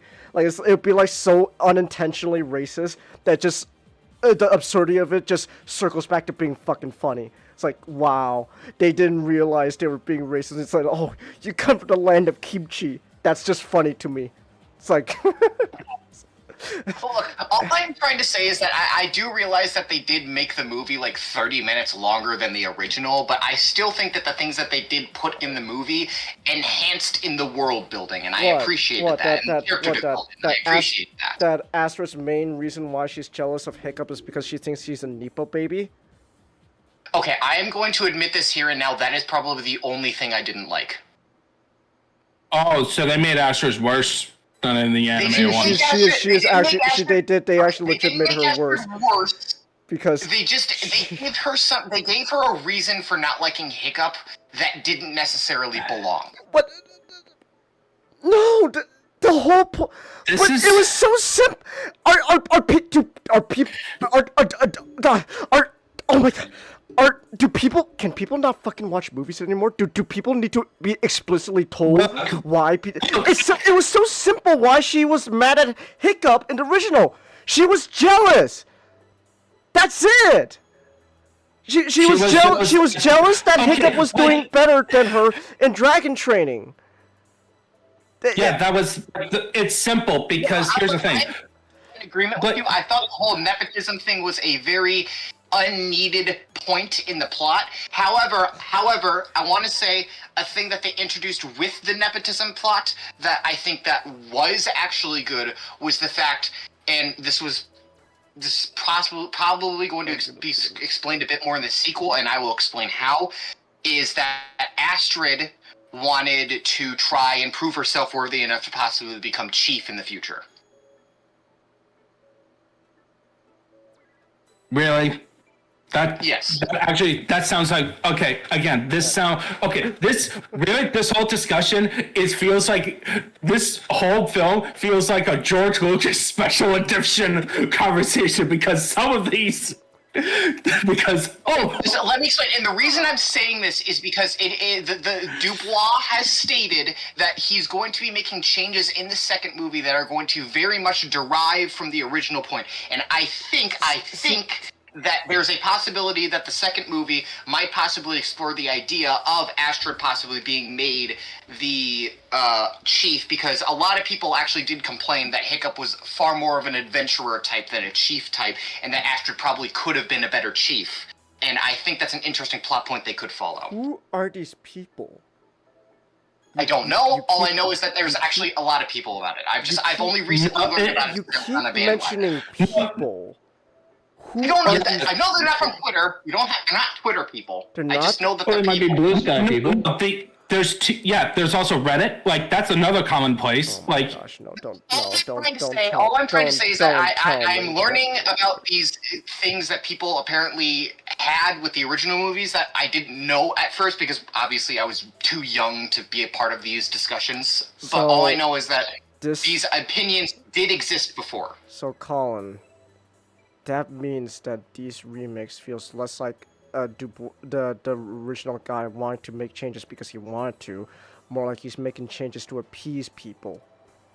And that, No, because Dubois is making changes to the second movie. Let me finish. Dubois is making changes to the second movie because he himself did not like the way the second movie personally went and wanted to make some changes, but by the time the movie was already almost done and he couldn't go back and make those changes. So he is most likely using this new live-action adaptation series as a way to tell a story that he probably wanted to tell but couldn't because of how far he already was into the movie when originally making it. I got a question. Both of your points aren't mutually exclusive. Yeah, like here's the thing. One, did he make those comments about there's things I didn't want in the original when the original movies were out? Like in that, I would have to look it is up, but this- from things I have seen in the past, Here, I do believe he is. let me actually look this up. Then we'll do it live. Fuck it, we'll do it live. Do it live, damn it. I'm Bill O'Reilly. Because okay, here's the thing. Tucker Carlson is Of gonna course, argue about the Green M&M. Creators will always, here's the thing. Creators will always think that they can do a project better. There's things Same. when it comes out. I can relate. I can relate. And I always all relate to that when you work hard on a project, and when it publishes, you go, "Oh, I wish I could do this better." But the thing is, sometimes in fact, I will probably say a lot of times, especially with creative work, going back to this original story to add it to what you think will be better is not always actually mean it's actually going to be better, because especially if the original already touched people's hearts and minds with that story. People are invested in the original.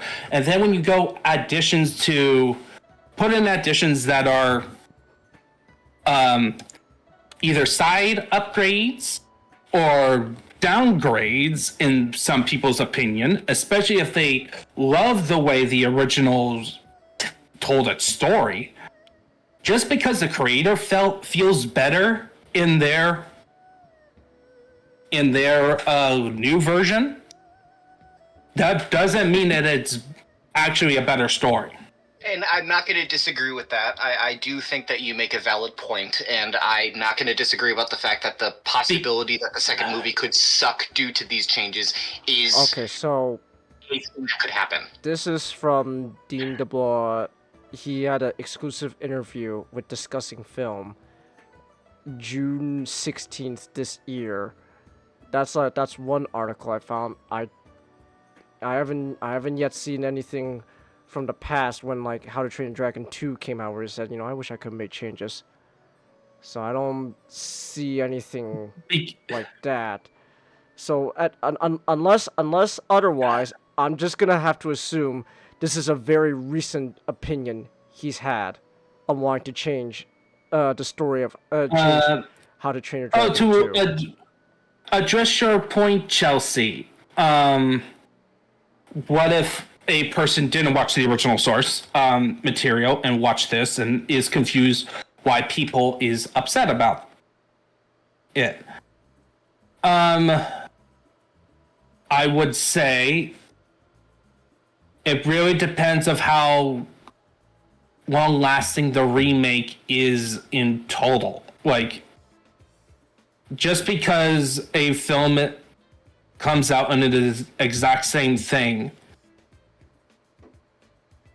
I would not say. I think for like kids, like remember the target audience is kids that will watch the animated version most of the time before the remake. If this was back when the Star Wars special editions, then I could see an argument because I grew up with the special editions. I think most of us have seen the special editions and not the original.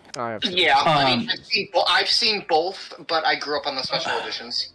Yeah, and also a lot of the changes in the special editions are mostly with Han and also just like CGI stuff in general as well. Yeah, it's not that drastic as in this one where we have an animated version and then we have a live action version.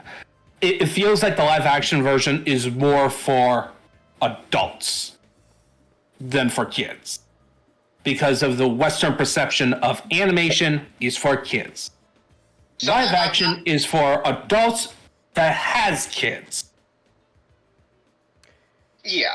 I do want to say, Changus, and I think it was not, who mentioned the whole Stoic and Hiccups relationship being more angry thing. I was going to say this before, but I lost my train of thought.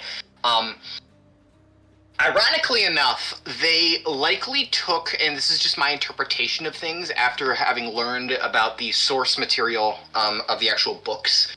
Apparently, in the books, Stoic was an awful fucking father to the point where he tried to abandon Hiccup as a child. Or something like that. Okay, but... It brings in another question, What though. does this have to do with the books? But Colin... All I'm saying is that maybe they were trying to be a bit more, like, maybe they were trying to reference the books a bit more with that. I don't know. Okay, but Colin, you said it's your personal interpretation. Yes, personal interpretation. Yes, I did say that. I did say but that, personal yes. opinion doesn't necessarily have that much weight. No, and you're right, I'm just, all I'm saying is that is how I saw it, and that's all. And let's be honest, the film version is now more popular than the original book. In fact, the best way they could have done a How to Train Your Dragon remake was to go back to the original source material and make a direct adaptation of the original source material. And thus making the live action film very distinct, but while trying to tackle, they could incorporate similar themes of the original anime series into it. But it would have been that probably would have been a bit hard because according, I looked into the book. Apparently, Hiccup had 3 different dragons, and Snotlot apparently fucking dies, and it's dark. It's dark. Very dark. Okay, but perfect for a live That would action. have been something different. So What he said doesn't automatically defeat the purpose of what he just said. That actually... I can see why they wouldn't want to go more with of a the reason. adapting the book. given the fact that How to Okay. Train Your Dragon is They obviously look. They obviously made huge artistic liberties with the movies compared to the books. That's a fact. We know that, right? We know that. But one thing you have to understand is ever since the original movie came out, they've been going a completely different direction than the book.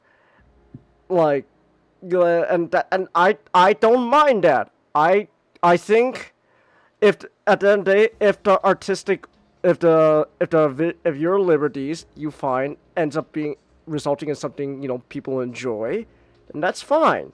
To be fair, maybe they made some of these changes because they felt that it wouldn't adapt too well to something like a Children. movie or something. Because at the end of the day, when it comes to adaptations, there's always going to be some changes, right? But what I'm saying is this film, it is an adaptation, but like it's this weird thing where like I'm honestly getting like conflicting messages at this point where like we're watching a movie, it feels like they wanna be as close and not straight from changes as much as possible, and then when whatever changes they do have, honestly I do not care for. They're not. Can I admit something here? Okay, what? So, I think I know a reason behind what you just said, and I will fully admit this here and now. I knew about this going into the movie. The director, and God, this is going to make you hate the movie more. The director said he doesn't like live-action adaptation movies that Disney has done and stuff like that, and when going into this movie, he didn't want this movie to be like the others. So essentially, this movie, you could almost say this movie is a result of a different studio giving us what other people are saying live action remakes should be like, almost. So you could almost call this movie a fucking what's the word I'm looking for? Some butter. Fonts. So butter. Everything new I'm hearing from you that I didn't know about all seems to portray this movie as one big reaction to something that people didn't like. And Basically. I'm not gonna lie. Usually It makes this worse. Usually when you have projects born out of the need to respond to something, usually, and if that mentality persists throughout making of that project, usually that results in a product that's not really that great, sometimes dated, because you're trying to respond to something that like is probably gonna be like dated by the time it comes out, or in the future. Yeah, I would agree. Most of the time, these projects that you try to build out a response, a reaction to something, the quality isn't really up to par because they don't care about making sure the actual thing is good. They're prioritizing responding to the things that people say are bad. Well, no, I think it was a combination of both, personally, because I do think that the director, when making this movie, still wanted to keep his personal, his artistic vision in there. I mean, again, the fact that they brought in the original director and the original writer and the original sound One half of the original director. But it kind of sounds. I'm not gonna call it. It kind of sounds more like he's reacting to a bunch of things. I feel like he was reacting. Yes, I do feel like he was reacting, but at the same time, I also don't think he was just making it a reaction. I think it was a combination of both, personally. For me, no. For me, this is more plausible, in my opinion. DreamWorks wanted to make to have money to help, profits, because companies do. Right. And of course, they finished the animated stuff. They ended that story, but they know that How to Train Your Dragon is a hot property. Yes. So they decided, let's do, for our first attempt to make live action films, make a live action remake. The director for this film has a huge influence, I'm assuming, has a huge influence in DreamWorks because, hey, he is part of How to Train Your Dragon. He's one of the directors of very profitable franchise. So he decided, okay, I'm going to come in. And he may have, over the years, have personal issues with how the series went, especially, as you make the first film and then the sequel, you make changes to the continuity. So he had personal issues. Right. And also, he may have criticism in studio or through an executive branch. And then when it came to casting, there probably, most likely, in my opinion, some regulations in Hollywood or some expectations that you need to have certain things. Right. Like an unspoken rule, just so that you can get the maximum profits. And some of his decisions, mainly you see in the casting, was because of that. And so when he decided to make his film, he also may have problems with live action remakes, so he decided to keep his original vision as close as possible, but also try to edit in his personal improvements.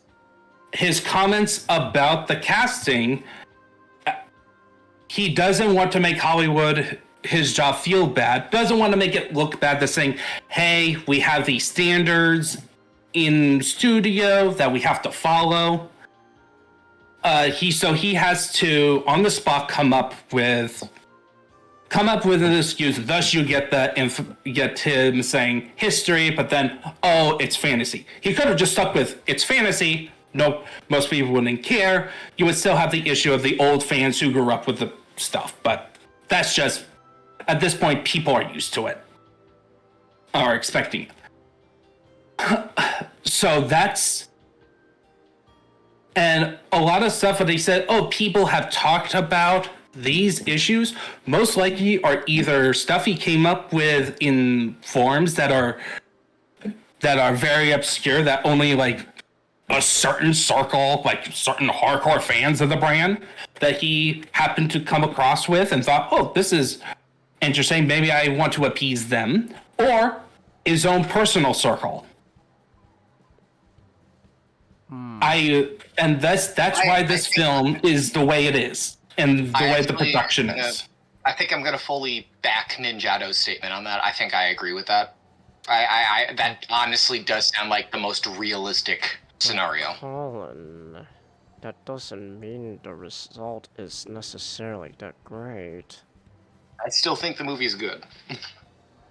It's only good because the original story is good, but that's not where the issue lies, right? No. It's like I don't know. I just don't think I can bring myself to hate this movie. I really don't. And I'm not just saying that because I'm blinded by nostalgia. I personally can't necessarily find anything that makes me have issues with this movie. I think it's a fine movie. I think it does what it set. I think it did what it set out to do. I don't think it has anything bad with it, and it's not like it's a bad Disney remake that insults the original source material. I prefer to have a live-action remake that sticks to the formula and at the very least respects the source material than a Disney movie that goes out of its way to make something stupid and insult the original source material. I'm gonna say something controversial. Okay, go ahead. You go ahead, Nick. Okay, I'm gonna say something controversial. First, I need to preface this. I will not say that the live-action Lilo and Stitch is a better movie than this, because that is an objectively stupid statement.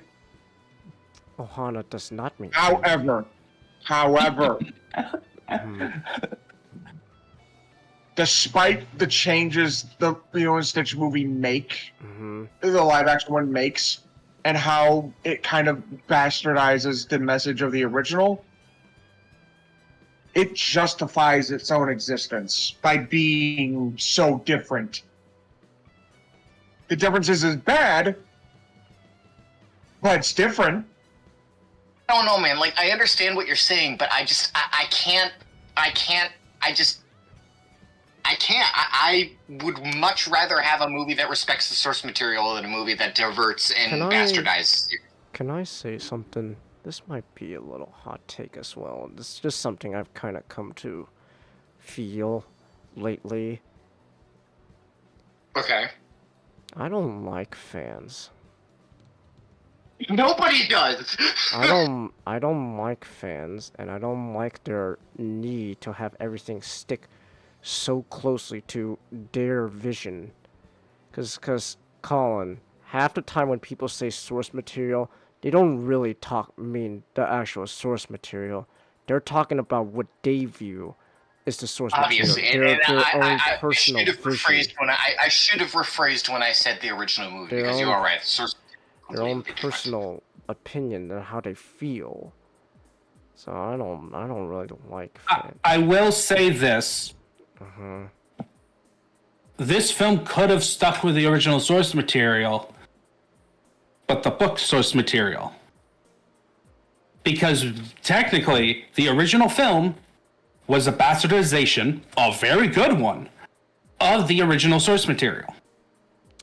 I do agree that they could have done that. However, I feel like the reason they didn't is largely because the original source material is really dark, and the fact that the How to Train Your Dragon series is so. But here's the thing: just keep it. Yeah, make it darker. darker. The movie is movie at the end of the day is likely going to be selling to kids. Butter. No, but wait, here's the thing. That would actually be a marketing. Hold on. Butter. 2 words. Transformers 2007. That is technically an adaptation of a franchise, etc., but it is substantially darker than what it's adapting. You compare the live action movie to something like G1, it is night and day difference. It is a complete different beast. You could argue it's a bastardization. No, you're right. But guess what? It's still PG-13, and it is still technically marketed towards children. No, you're right. So you're right. I won't argue with that. You've made your point on that. The original books being made, so making a new movie closer to the original darker story, doesn't necessarily mean it's not meant for children. I hate adults. I hate adult fans. Sorry, I had to get it off my chest. I hate adult fans. You know what? Oh my gosh, Ninjata, you were so right. Can I just say that, Ninjata? You were so right about adult fans. Yeah. You're so right about adults. It's specifically what. Go with the Gundam logic. Adults suck. Adults suck. It's more the. Like, if they stuck with the original book series, there's a lot more books, then yeah, it could be darker, but that also makes it distinct, and also the original books were aimed at children, right? Yes. It's not like... Yes, they were aimed at children. Yeah. There were scholastic school books you could read in your school library. So, yeah, so if kids were... If school libraries and... we're fine with the original books existing for children, that means, ergo, it's a lot more accessible to be films. It's not like they were adapting, let's just say, Lord of the Rings, a series that is mostly marketed towards older kids and teenagers, along with adults, and turning that into a kid's property. It's like if they turned Game of Thrones into a kid's property. Right. It's still a children's series, despite having darker stuff. Red wedding was red because everybody spilled ketchup everywhere. Yeah. Why not? Like, the ultimate improvement to this live-action film is not to be a one-to-one remake of the original animated film that people loved, is to make an actual adaptation of the book and keep the darker elements and use it to be another type of coming-of-age story. Like, isn't Hiccup in the book a lot meaner? I'm not sure. It's been a while since I read the book, but like I know everyone's kind of just in general meaner. Yeah, like you can have that and be like, you can line it up by just saying that's their art. It's coming from mean people to nice people. Hiccup's gonna channel his inner Amuro Ray and be just a fucking brat little kid. Hiccup, just get on top of Toothless already. No, I don't want to. Fucking sake, Hiccup, we're gonna die. Get on Toothless already. Maybe it would just be safe to say that this movie is a good example of what happens when a studio is afraid to do changes and at the same time wants to do what other studios are doing in order to make money. Yes. Yes. Yes. Yes. Oh my gosh. Yes. Colin, you woke it up. You woke it up. That is what I have been trying to fucking hammer in home in your thick fucking bisexual skull ever since this movie was announced. My God! I still don't think this is the best for being a good movie. But Colin, being good or bad is not the same as a movie not deserving to exist. Oh, Colin, you were so close. You were so close. We were so close. You were learning, and you. Oh. I didn't justify it. I will. I don't care. I will. I'm still going to justify its existence. I will send you to a straight conversion camp if you keep pissing me off. I swear to God. You know, Chickus, if we ever become popular, it is a good thing it's gonna be friendships are based on insults we don't mean. What? Well, I like to say the same reasons why Niji Sanji fucking canned Twisty. I've listened to what she fucking said. Half that shit is straight. Hot take about Twisty. This is not going into VTuber stuff. Hot take on Twisty. Half the shit she said, I've heard legit 100 times worse. If you legit got offended by what she said, I don't want to say you're a pussy, but I'm just gonna say, me, if I heard that shit, I would not be offended. I've heard 100 times worse. I've heard so many things worse. Real quick question. Who's Twisty? A VTuber. A VTuber from Niji Sanji, a company that everyone is staring daggers on because... The company that keeps on giving wonderful, wonderful, terrible gifts. They're gonna fire her ass for offensive things she says, which even if you find that shit what she says is offensive, is not nearly as bad as the accusations against one of her male coworkers being a fucking harass and assaulter, or whatever. That's near. Isn't she also trying to get out of the company? Isn't this a win-win for her? 100%. Like a lot of the shit that came out recently that she's been saying, 100%. She's just done. She just wants to be fucking fired from the company. It doesn't matter at this point. She just wants to be out. 100%. Well, speaking of companies. And sexual harassers. Yeah!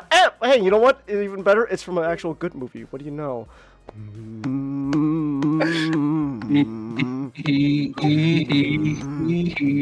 No idea what you're doing. It's a Wolf of Wall Street reference. You gonna buy Mr. 4 times a day? Wait, 4 times a week? No, you gotta raise up those numbers. Gotta do it 2 times a day.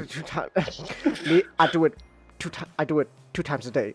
Two times a day. All right. See, I don't want to. It's not a matter of if I wanted to. I need to. You're gonna buy Mr. Belfort's new wolf You're coin? the leader. Are you gonna buy Mr. Belfort's wolf coin? Not. No, thank you. I don't. No, thank you. But I will take his pen. You'll take his pen. It's like I don't need his straight line in my life. The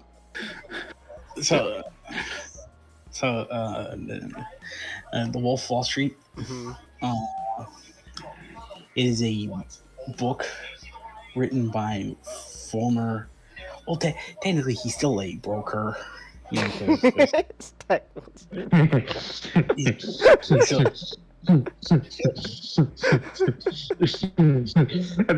that's the best part of all this, that you just did not learn his lesson. That really is the best part. He has not learned his lesson. He just moved on to a new scam. It's wonderful. Bye. Isn't that Jack from the Titanic? Yes, yeah, that's Leo. That's Leo DiCaprio. But by the way, you know the economy's in a bad shape when Leonardo's no longer dating people under 25. He's now dating a 27-year-old woman. So that's how you know we're in a recession.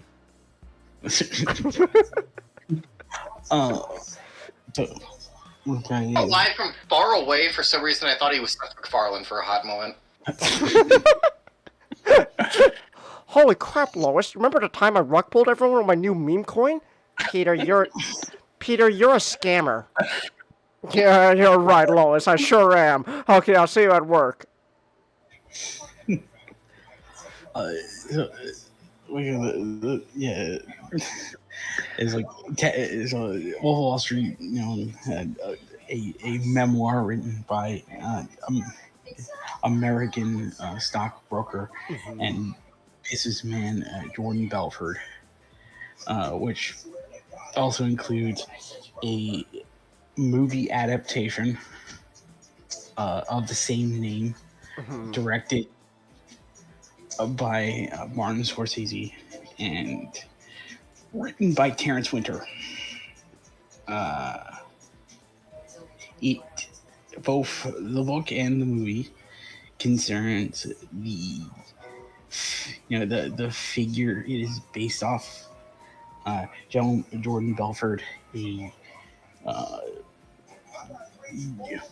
New York born and raised man who worked, his early career in the broker, the stock exchange, leads to a very diverse life of crime. Diverse life. That's why you're saying it. I'll be back. Crime, excess, debauchery, Crimes against humanity. Yeah. No, hold on. Wait, remember, Jono. Remember what Jordan said in the movie? Short people don't have rights. They're not people. Well, I'm sorry, Chingus. You're gonna have to give up all your rights for being short. Damn. All right. No, get off this podcast. We're taking over. Oh, you're taking over. Okay. It's like no, they're just short people. They you could just toss them. They don't have rights. They don't care. Like the whole thing. It's like, oh yeah, they talk. You see, they're literally. I think one of the lines was like they're built to be thrown. Can we use him as a bowling ball? Well, no. His brother. You see, what we can do is we can strap him to a skateboard and we can roll him down into an pins. So the funny, like in terms of history, they talked about doing the dwarf tossing, but they didn't actually dwarf toss people. Well, that's what Jordan says. That probably is right. One of the biggest problems with like trying to view this as like a subjective history is that you're coming from a source who's I don't think is a very reliable person. Well, the thing is that he was also on the news, and like when it comes to recent people, like you could do an independent study on it. Like, I also think. Sorry. I also think it's probably pretty easy to fact check this stuff.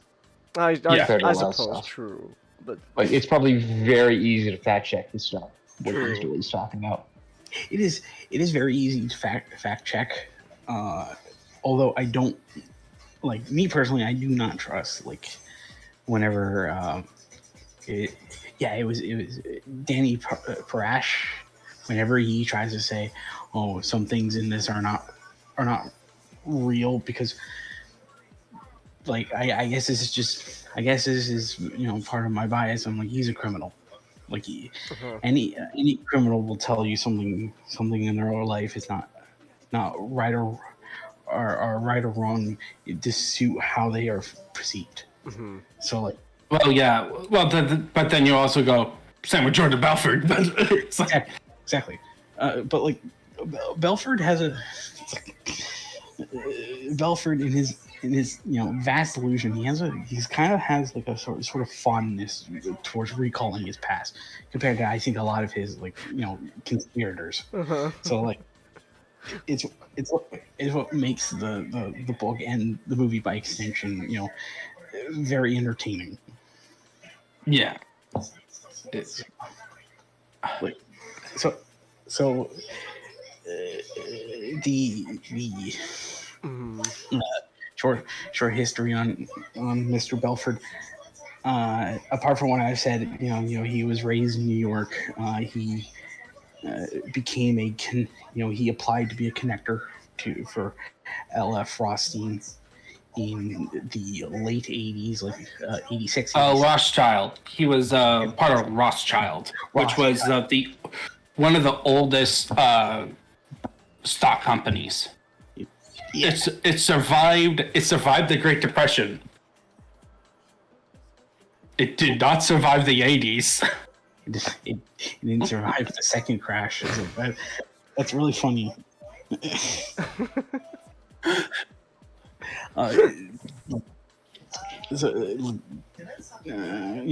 applied as a connector, and eventually passing the Series 7 test to become a broker. A lot of his dreams were dashed. And he started working for several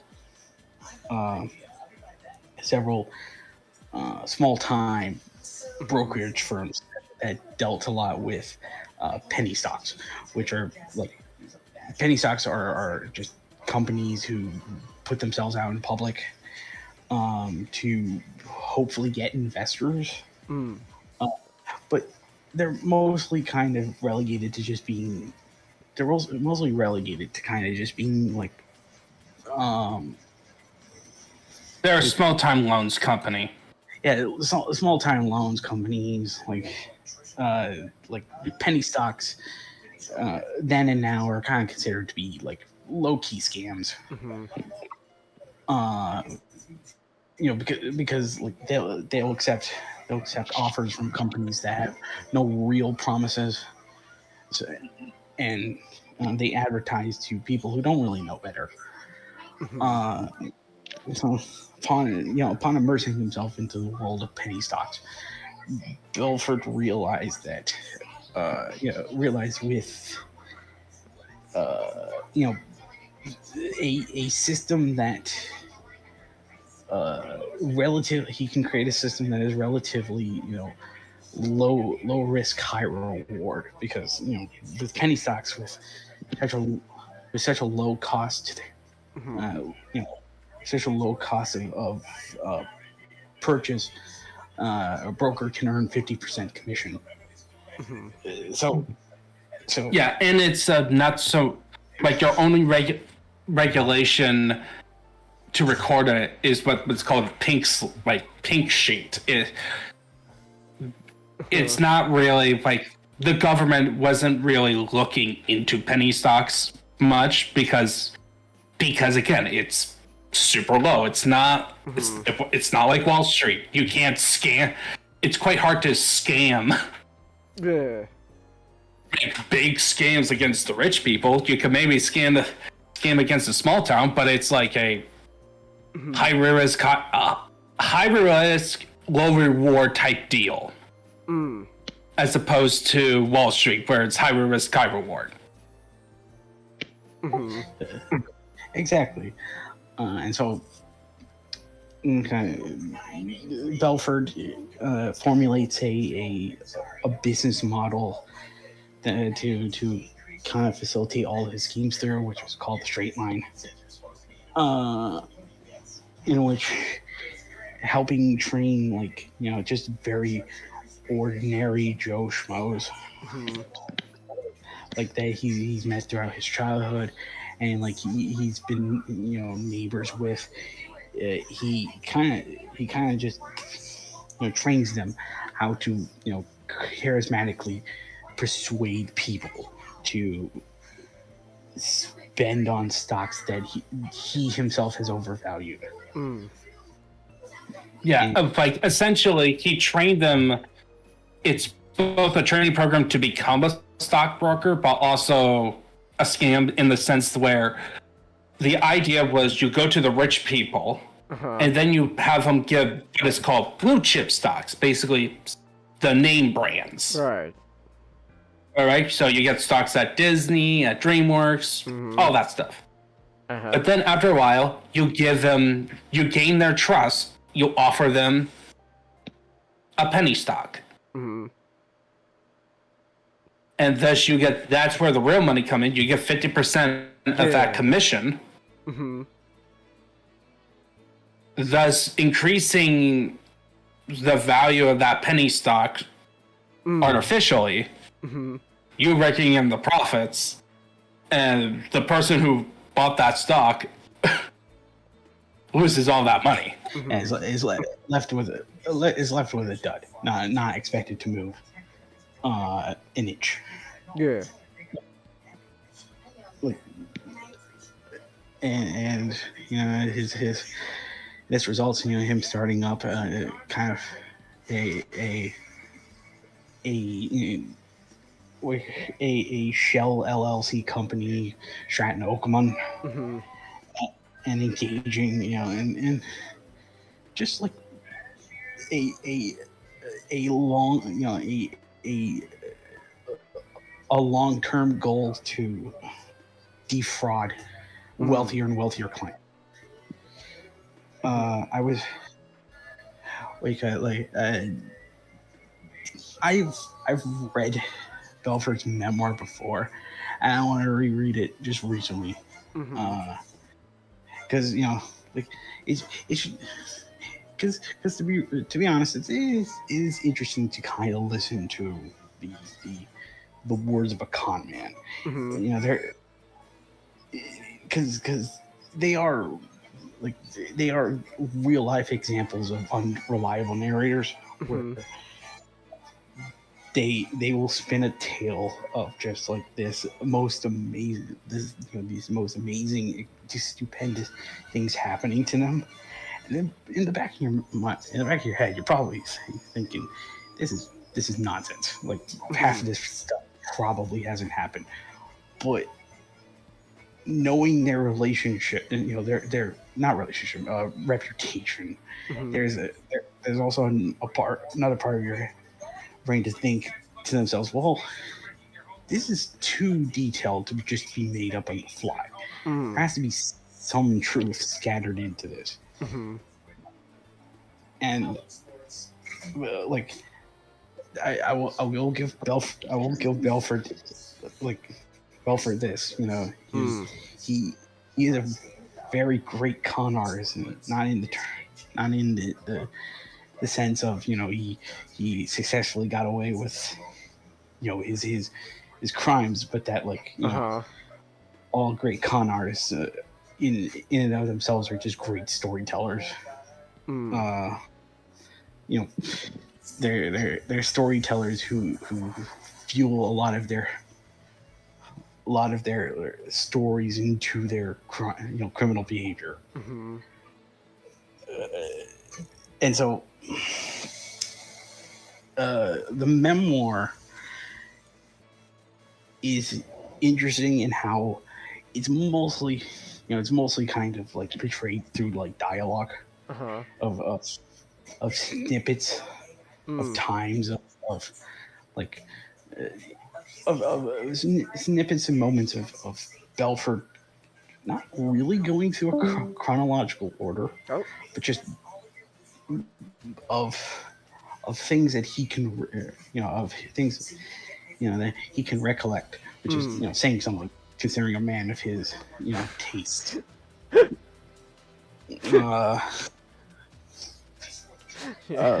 Yeah, it's like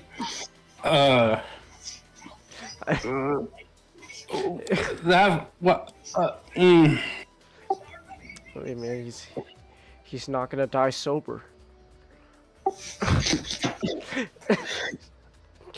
I was happy. I was happy knowing that while the yacht scene wasn't completely 100% to the letter in both the memoir and the movie, I am still happy to believe that yes, Belford in his when facing death was adamant in trying to get the Quaaludes from the bottom of the bottom deck of the yacht. Yeah, it's so for me who only watched the film. I would say this. I do like Martin Scorsese as a director, and he made another excellent film. Yeah. Not gonna test to me hating Jordan Belfort, and you're not supposed to like Jordan. He's an asshole. Fuck him. I get it, and it's also kind of funny is that earlier that day I was talking to Matchstick about me being generous to people, like, and then this one is like Jordan Belfort doesn't need your generosity. He's got money from cryptocurrency. By the way, I just want to mention this. I looked. Stockbrokers. Also, it made me just goes. I even joke or not. It's like, hey, I may become a Democrat because screw Wall Street. So you know what's really funny? Real quick, on Jordan Belfort's Wikipedia page, under cons, there's a little subtitle, subheading cryptocurrency. Belfort was previously a skeptic of cryptocurrency, having called Bitcoin freaking insane and mass delusion. As he learned more about cryptocurrency and as the prices skyrocketed, he changed his mind. He was like, this is this isn't going anywhere. He's like he saw the prices go through the roof. He's like, how much? Oh my gosh, I could rug pull people? Damn! Belfort has declined offers to create a wolf-themed non-fungible tokens, despite having said that he could, quote, easily make 10 million, end quote. He has also said that he is, quote, massively looking forward to regulation, unquote, of cryptocurrency. I'm sure he is. Belfort is an investor in several cryptocurrency startups. And those startups usually end up being rug pulls. Yeah, but so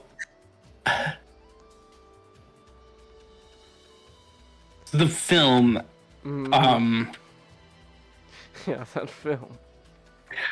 I'm having this is like I had a similar feeling of I'm trying to figure out sort of. My only sort of criticism, and this is me being kind of stupid because just baffling about the scenarios and how explicit this film showed stuff. It's very explicit.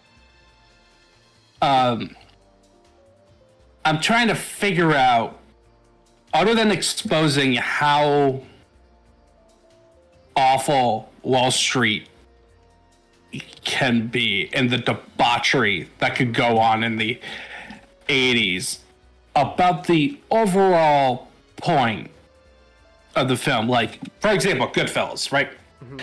The other Martin Scorsese film I kind of seen and had similar feelings about. At least in that one, you see how it's a story about how like a young man who had no prospects in life, like society kicked him to the curb, and found a family, and then had to betray that family because of his own selfishness. In a sense, right? And also highlighting how awful these crime families were. I'm trying to figure out that what's kind of the through line on this. Well, part of it is obviously excess. It's, Right. You know, it not like the film is as explicit as it is because the book in a similar way is as explicit. A lot of the criticisms towards the movie that I don't particularly agree with, but it is something that could be argued is the movie. Like, people have criticized the movie as kind of being like a Indulgent. not Hey guys, I gotta head out. I'll talk to you guys later. All right. but as being amoral and kind of belittling to a lot of its victims, which I do not buy. Like, of course, we don't see a lot of like the victims behind Belford's crimes, but then again, this is a biography. Like, Belford really ever met any of his victims, so there is. I would understand the amoral part in a sense, right? Yeah, because we focus so much around evil people and other than the FBI agent being the only symbol of goodness, but the thing is that the film doesn't. There's no contrast between the FBI agent and Belfort in the film because most of this film is focusing on Belfort. The FBI agent is just more of like this constant, kind of like a force of nature type character. Yeah. It's funny when the FBI being used as a force for good. Dude, that's funny. That is kind of funny. I think that's the funniest. It is a bit of a dark comedy, right? Yeah, it is a dark comedy. I think that might be the funniest part in it. I haven't seen it, but I think I would laugh the most.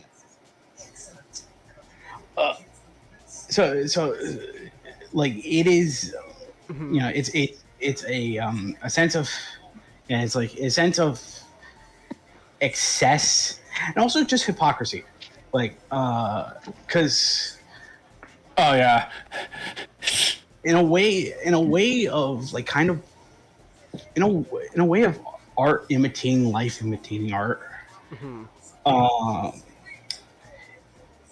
A lot of the Wolf of Wall Street reads like Belford watched Goodfellas, and he really related to the character of Henry Hill.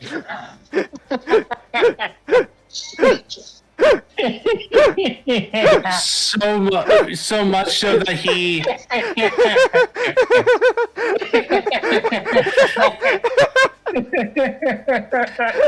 I can see some of that. But the film does actually have a similar. It starts out with a cold open to a drastic situation. The whole narration thing. I know, but wow, that relate to the Henry from Goodfellas quite says a lot, doesn't it? I would say Henry is. I bugged out for a second there. What'd you say? Oh, I was just saying, Jordan relating to the main character of Goodfellas says quite a lot. So. I would say that Henry from Goodfellas is more sympathetic than Jordan, which I think adds to the point of hypocrisy where this film, you see the character Jordan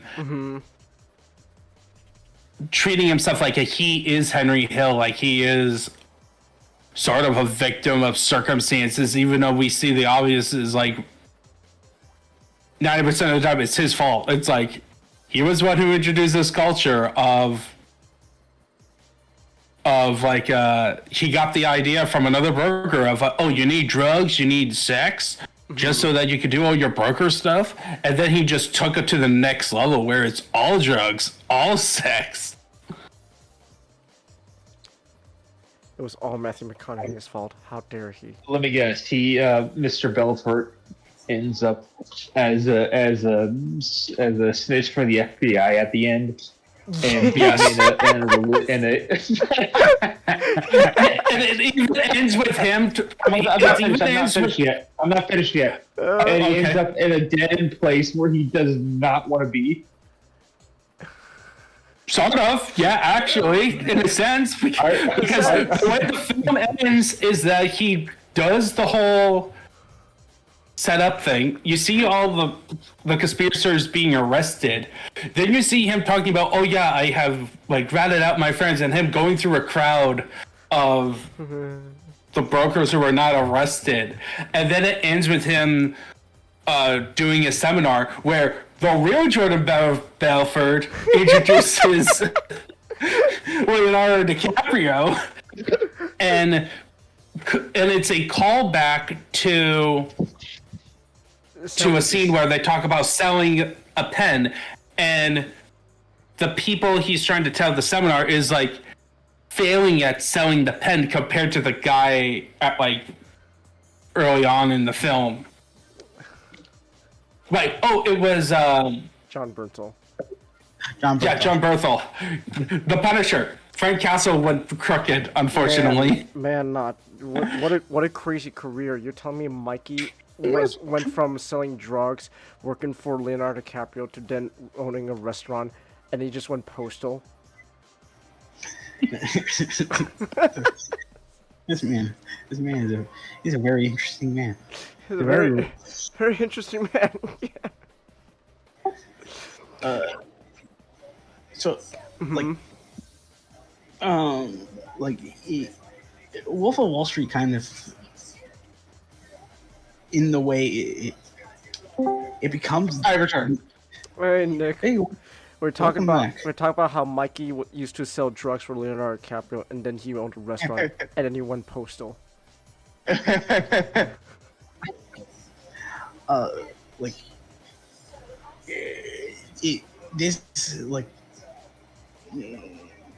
Wolf of Wall Street kind of in a way is like the unofficial like second part of like a trilogy of films that kind of explores the criminals and their way of thinking. Where Henry Hill, his hypocrisy is that he finds the gangster life to be noble, and that there is no life, there is no greater life in this world than being a made man. Everything in life he sees is beneath that. Belford, he's a step up from that, where he believes success is the only measure of life. Being content with things is not enough. You need to be, you need to have more and more and more. You need to have the better wife. You need to have the better car, the better house. Even though the first wife gave him all the smart ideas according to the film. Yeah. Which is funny. That's the funny part. But it don't matter. She's not hot enough. She's not Margot Robbie. Sophia. This is what made Sophia in The Penguin crazy, because Leonardo DiCaprio broke up with her. That's right. She's Sophia in The Penguin. That's right. I gotta go back to that to Nick. Yeah. we stopped so I could show you Daredevil. That's right. And then had to do all the all this. Okay, but to be fair, I don't really regret it, because Daredevil's been the best thing I've ever seen. Oh yeah. Oh yeah.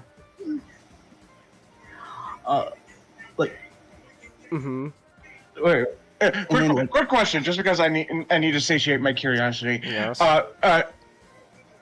Like, best thing you've seen, period? Like, I don't really know, to be honest. There's a lot of things up there. It's definitely up there, Nick. It's definitely up there. Now I do have a question. Yeah. Feel free to answer truthfully. I will not get upset. Do you prefer it over Futurama? Wait a minute. I stumped you. That's at least I feel good knowing that. All Knowing right, that so even after you choose, you had to think about it.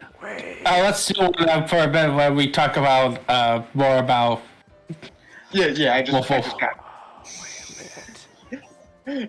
I feel pride knowing I showed Changus like really good shit.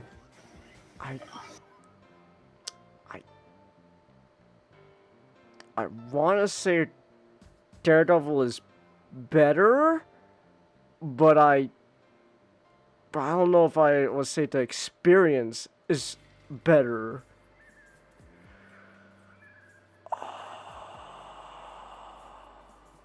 Can't do this to me, man. Because of Iron Fist, isn't it? No. We're talking about Daredevil versus Futurama. I'm not talking about Daredevil. Period. I'm not talking about Iron Fist. Fuck that show. I hate that show. But remember, Have you you seen didn't. season 3 yet? Have Have you seen season 3 yet? No, right now, me and Nick are Okay, watching. but you can't say anything until you've seen season 3. Right now, me and Nick are watching The Punisher. It's arguably the best season. That's what Nick keeps telling me. Right now, we're watching season 1 of The Punisher. Punisher's good. It has a few issues, but it's good. I already conceive some issues, but yeah, no, but I like it so far. But Daredevil, yeah, it's really good. But you know what? Matt really needs to go to John Burns. Like, oh, Frank, what are you doing? You went from killing people to scamming people? What's wrong with you? Listen, man, it's a good living, okay? It's a good living. I'm getting hooch, pussy, drugs, money. No, Frank, this is immoral. It's immoral. Yeah, and then they go into the office, and it's like Frank Castle is like, I am so glad I am blind, but seeing those shapes. Frank Castle. Damn, I didn't know Frank got blind. I was thinking like Matt Murdock. He took Matt Murdock and. Hey, Red, listen. Turns out I'm also blind now too. Guess we got more in common than we thought. No, Frank, we don't have that much in common. You kill people. All right. But debauchery, though. Absolute debauchery and degeneracy. Like you know, we're and then it climaxes with the Irishman, and just how like you covered the Irishman changes where the Irishman is ultimately kind of the end of that like the young man's thought of like success and just honor, of knowing that, you know, you're that man who lives a very dirty life, and that like how the narration compared to the other two, it's just a lot more somber, a lot more and sullen. It feels like it feels a lot more truthful than the last two. Yeah. Whereas like Is the Irishman worth watching? It is. Yes. I would say. I know it's worth people watching. were I want to say upset. Like the main point of criticism was Is it a de-aging? where you have that. The de-aging at this point is just something I look back as like a funny thing. That's Robert De Niro clearly not stepping on that guy's hand. So like that man has to. Yeah, I was about to say the guy. The worst of it is really only when he really has to pretend not to be an old man. So like that guy who's supposed to get his hand stopped, like he's carrying that whole scene. It's like, no, Frank, oh God, Frank, he has to carry that scene because that's clearly Robert De Niro not stepping on his hand. It is, you know, it is more of a technical thing of the fact that, like, you know, obviously, like, De Niro, Pesci, and Al Pacino. Pacino. You know, they're obviously the better actors for this job, but the problem is like it's made during a time where they're not as spry anymore. So like there is that sense of wanting to tell a story in tell a story in the past involving like much more younger men.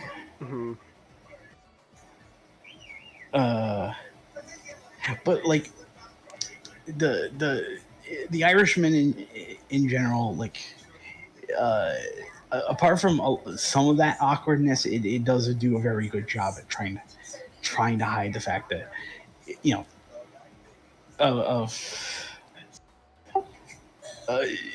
trying to skirt along that. Once Al Pacino enters the movie, you don't really care because he's just a riot every time he's on screen. Like, oh, Frank, where are you going? What you say? I'm just gonna stand up, be insulted by you? No, Frank, I wasn't calling you a tard. It's the other guys. Well, you gotta tell me that next. Oh no, Frank, no, party, come on, let's go back in, and then as soon as they go back in the room, all right, you fuckers, get the hell out of here. For Wolf of Wall Street. I understand sort of the point of amoralism, but like I think the one thing that like the movie contrasts with the memoir more than anything is that with you know Scorsese's directing and Terrence Winter, who he's oddly enough he's a well-known writer and creator for like much more gangster works. So it's like, you know, he created Boardwalk Empire, and he wrote for episodes of seasons of The Sopranos. So I do get that sense of like just from watching this movie, like watching the movie, and like there is where the hypocrisy of Tony Soprano kind of bleeds over into Belford. And like the movie has a you know, when the movie has a sense of like when it blows up for Belford, it completely blows up. You know, there is not a part of his life is unscathed. Yeah, I do like that it showed the consequences. Like there's a clear consequence in a lot of reversals where it's like he traded in his wife for a better wife, and then turns out that wife was just superficial. And he started the film being a loving husband, and at the end he's a domestic abuser. And loses everything that he ever worked with, and partly because he lost sight of his pursuit of money. Just made him lost sight of himself, of what he could have been, because the whole scene with Matthew McConaughey is like him getting the lesson of what at least this film's version of Wall Street is like, you don't care about the your clients, bleep the clients. It's all about taking money from their pocket and put it to your own pocket. Exactly. Yeah, that's what Matthew McConaughey was saying. It's all Matthew McConaughey's fault. Damn it, I should have known. I'm not gonna buy his alcohol anymore.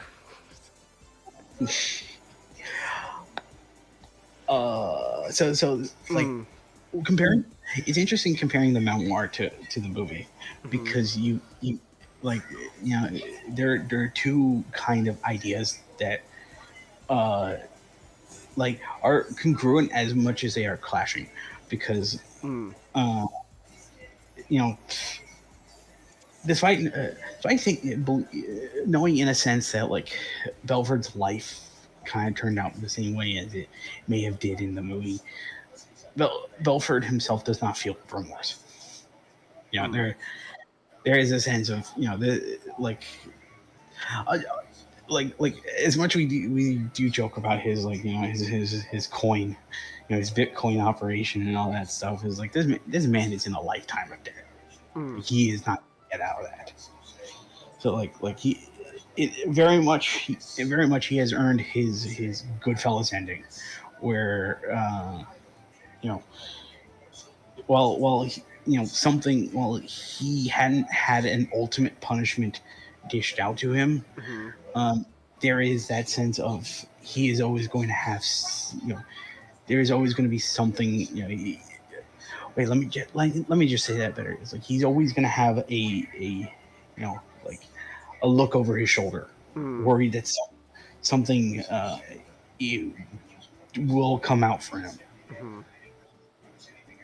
So, you know, Belford still continues kind of being not a great person, and the movie, you know, the movie just you know, capitalizes on that of like like with his life imploding, you know, the damage he's doing to his wife and his to his wife and his daughter, like the kind of the life he deserves, where he is just plummeted to his perception of mediocrity, of no longer being.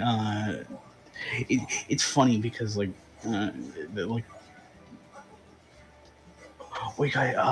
Belford has a lot of interesting words he kind of uses to mean stuff. So like throughout the book, or like more so the book than the movie, he always refers to stockbrokers as masters of the universe, because that's how he perceives the time. You know, because that's how he kind of perceives.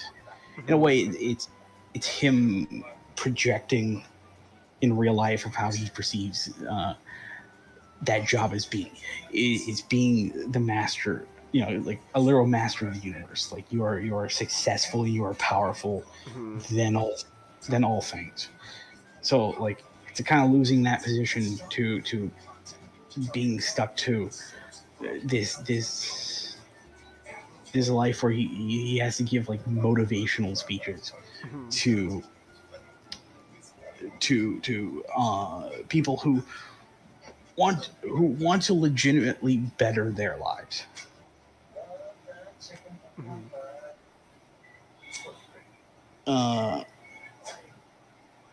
Like I say it's fitting. Yeah. Yeah, it is a fitting punishment for him, but oh man, the journey of seeing that, it's like I think the only character that I would have liked a worse ending is Donnie. Donnie. So like him and Belford was always competing to be who's the most degenerate throughout the entire film. So the funny thing about like the name changes throughout the entire movie. Well, yeah, the reason why like everyone other than Jordan has a different name is because of Danny Parash, because he was suing the filmmakers. And I'm like, as much as he likes to claim that this is, this whole works on a foundation of lies, he's really trying to, he's really kind of like not helping his case when he's going straight to like suing. Yeah. Like, especially because we know that like him eating the fish is a real thing that happened.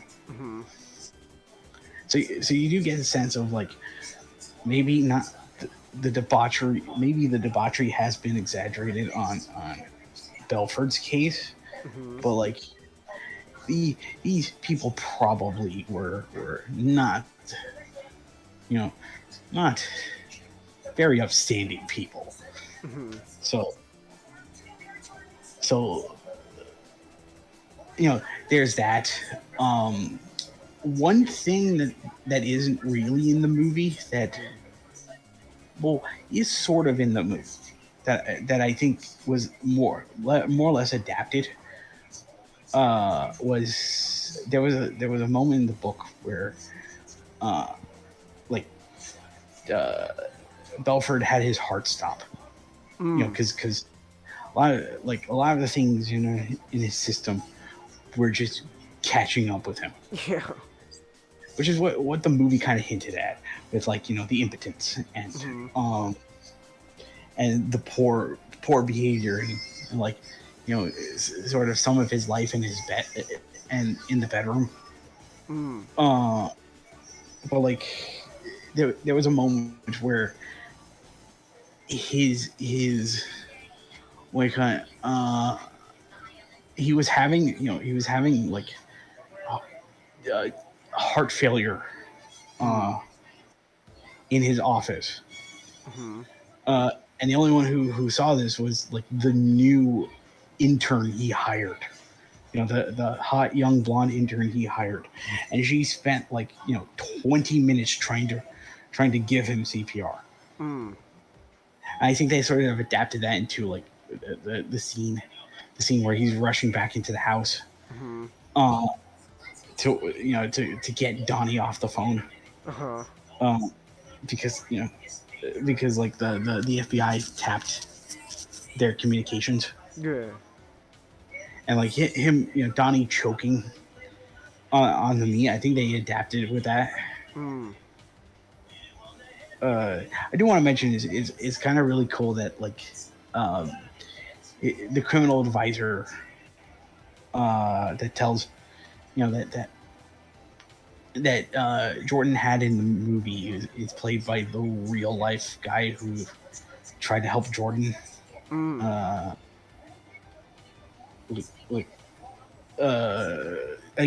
Against the FBI. The FBI's their suspicions. So that's I think that's really cool. I like Kyle Chandler throughout this entire movie. He like a lot of his scenes are fictional because in real life he doesn't actually meet Belford until like that confrontation in his mansion when he wouldn't go through with the wiretapping and the subsequent arrest. But like a lot of the scenes with Kyle Chandler kind of just yeah. The whole bit of him trying to bribe Kyle Chandler. Oh, it sounds like you're bribing a federal agent. Yeah. Yeah, like for as fictional as all those accounts are, they're pretty good trying to establish, someone who may like obviously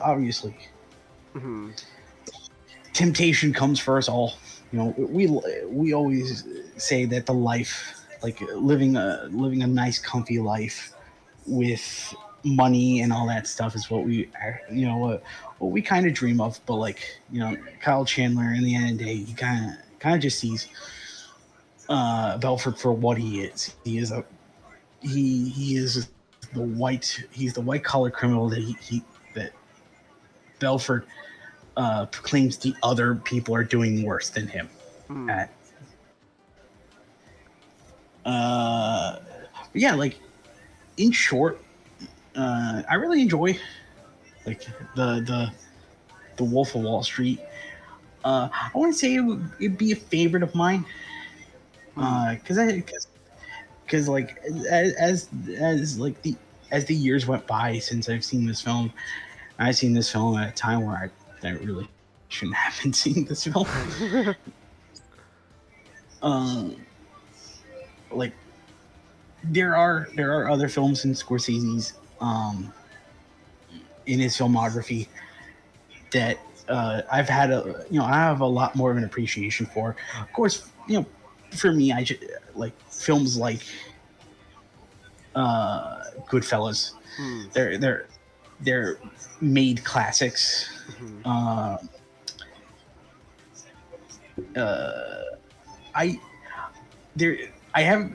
have an appreciation of this film while people could call it excessive, you know, just through a lot of the explicit material it kind of touches upon. Me personally, I kind of appreciate the audacity. This is a film that, like, I don't know whether or not I could call it a film of its time, because I feel like it'd be hard to have a film like this nowadays. Yeah, this would definitely be a film that would just spark all sorts of controversy, and it way more than it probably did back then.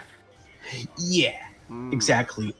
There was controversy for the film, of course, because, like, you know, there's the you know, some people kind of said it was insensitive to the victims, which wasn't trying to be. It was just,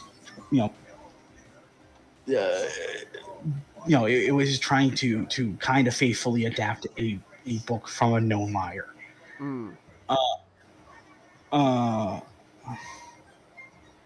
And of course, while I think a film called SwearNet overpassed it. At one point, it was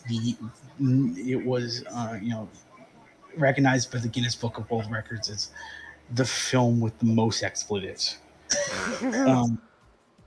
ever recorded, which it's still recognized as a film released in theaters.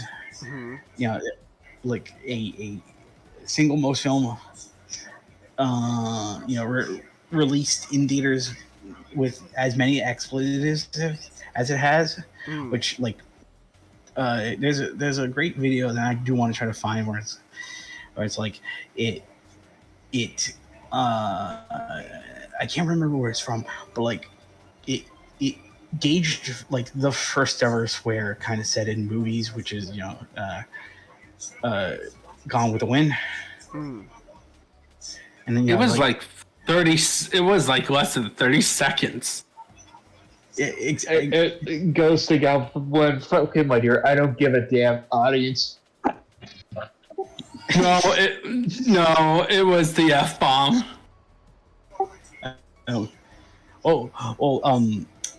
In Gone with the Wind, I think what he's trying to say, it's like, yeah, like, where audience freaks out. Where like they kind of had this fun demonstration of like, of like, the first curse word ever said on film, Gone with the Wind, where it's a paintball hitting a family watching television, but they're all in protective gear. and then you get the Wolf of Wall Street, where there's just many people who have like curse words on them on their bodies, with like paintballs, like with paintball guns, just absolutely pelting this family. I'm like, it's like it was a really fun video that I wish I could find again, of just like kind of demonstrating, this is how, in a way, how far things has come in like film. So like, it's getting late. I have to head out. You guys have a great. have a great. You too. To end this off, like it's a film that like I would go back to watch, because there's a lot of funny moments I like from it. I need to see the command about the Donnie introducing the drugs to Jordan, but it's Megatron and Shockwave. True. Oh wait, just one more. Wait, oh wait. No, I think we're caught up on all the stuff SGD made, right, Nick? Unless there's something we're missing. Repeat that.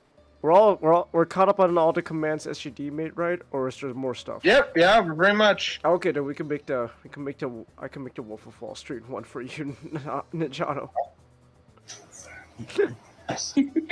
Like, we were doing the whole, like, when that scene happened, me and Nat were trying to do the whole thing. Like, I gotta run. Let's run. Let's run. Let's fucking run. Like, it was like, oh no. Oh, come on, Megatron, try this out. No, Shockwave, no. It's like, no. Look, I don't think I should do it. Just do it. But yeah, like to end this off, it's the audacity I kind of admire a lot. Yeah, I do admire about just like audacity. Like, for me, the best way to view this film is actually with as many people as possible. Like, this is not a film you watch alone. I watched it alone. In my humble opinion, like, it was, especially if you're struggling with the issue with certain things that this film explicitly shows. Right. That's honestly why I was surprised you even want to see this movie in the first place, because it's not. It's very explicit with the debauchery and degeneracy. Well, one, I want to watch something with Not, right? A chance to hang out with Not watching it. And two, I wasn't going to plan to watch this on my own. Like I was in the mood to watch like a Martin Scorsese film. And like, I haven't seen all of his catalog. Like, and he's a director I'm fascinated with watching, because like, I even talked to Not, like, I have only seen this, Goodfellas, and Silence. And I like them both. I like them, but none that I actually love. Like, I had issues with Silence, specifically the ending part, but that's more related to my personal faith. The way it have you seen that movie, Silence? No. Okay. I'll be willing to watch it. Yeah, it's a really good movie. If you like Martin Scorsese films, I highly recommend you watch it. All right. And it does it's a. Do you know what the premise is? No. Okay, so this is the Tokugawa took over Japan. Oh. And it follows Jesuit priests sneaking into Japan to investigate the disappearance of a missionary there. Oh. And we see suffering. It's a film about martyrdom. in Japan. Okay. Interested. And it's based on a book, and Not told me that the ending of the movie is pretty much an adaptation of the book. So it's like part of my criticism stems from the book. So seems like it, like, wait, there is. I've always said, like, there is something you can always disagree with, but Silence does feel like a movie created by someone of the faith. So like, even if you do have ideological disagreements with it, is a great, is just a very well made movie. That yeah, and it's a great exploration of a very tough subject, because to me it focuses on the Christian going through suffering. On it, which is like a very tough subject for even nowadays. Like, it's a very common thing. It's like, oh, are you willing to die for your faith? And this film poses the question, really? Are you sure? And like, what if you refusing your faith is causing others to suffer instead? Because that's what this film does. Like, part of the finale, like, essentially, it ends. The main character, who is played by Andrew Garfield, in order to show that he renounced his faith, has to step on a crucifix. And the thing is that he refuses to do so, but there are other Japanese Christians, and they are torturing them. Going to be putting them to death because of his refusal. I see. So they put him in a situation where, do you love your flock? Renounce your faith. If not, then you don't really love them. And essentially it shows in a visual way where the crucifix is basically saying, yeah, you can step on me in this case. And he does. Becomes a Buddhist priest, but then it ends with him as he dies of old age. And part of Buddhist, he gets burned. You see him revealing that he had a crucifix underneath him this whole entire time.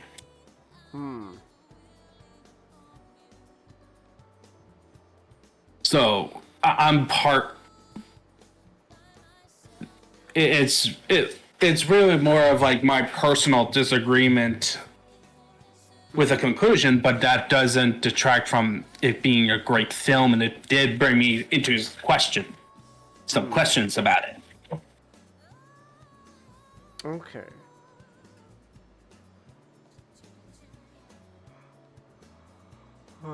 Which I like about Martin Scorsese films I've seen. It made me think about the topic that the films cover.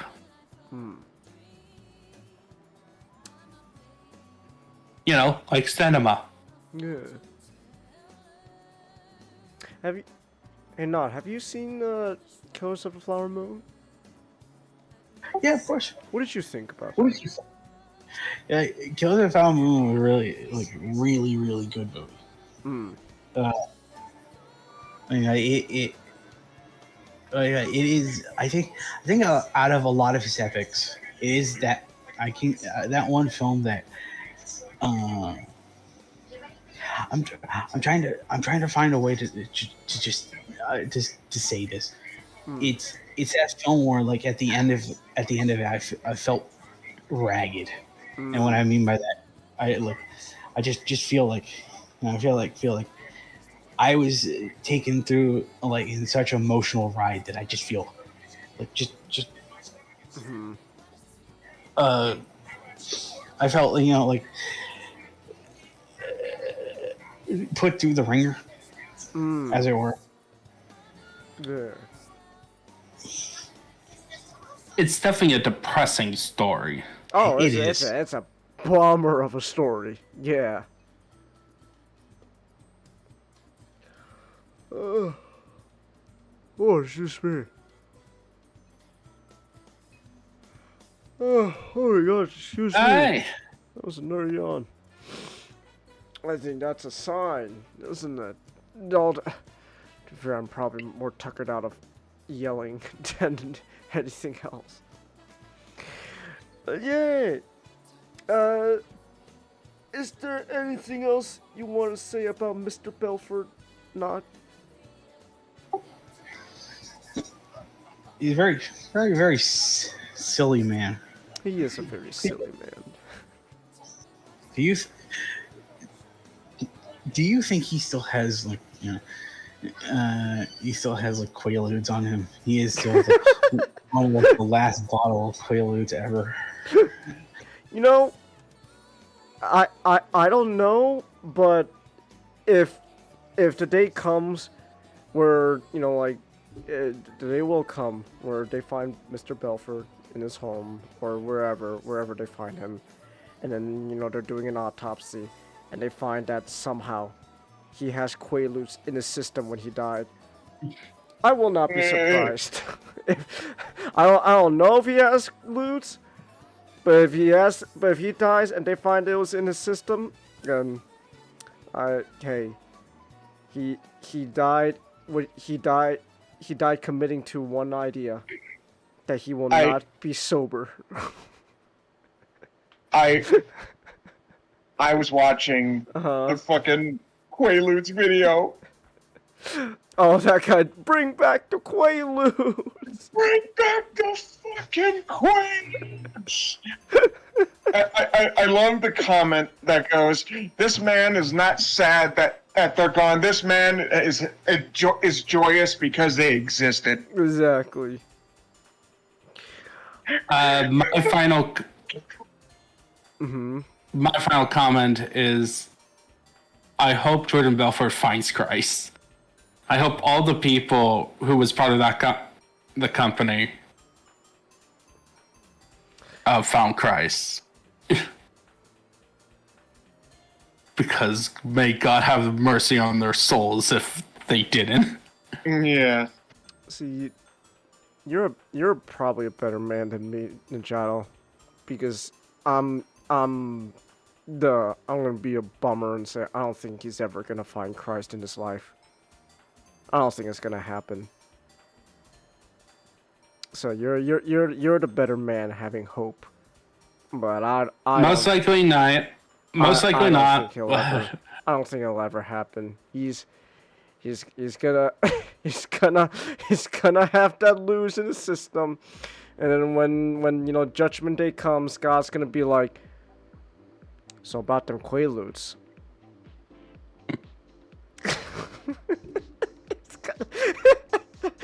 That's actually kind of that's just such a absurd idea. That's just a thought, like the image in my head. Just it's kind of funny. Just it's that day. He's at Heaven's Gate, and, you know, and God's like, so about them Quaaludes, Jordan. about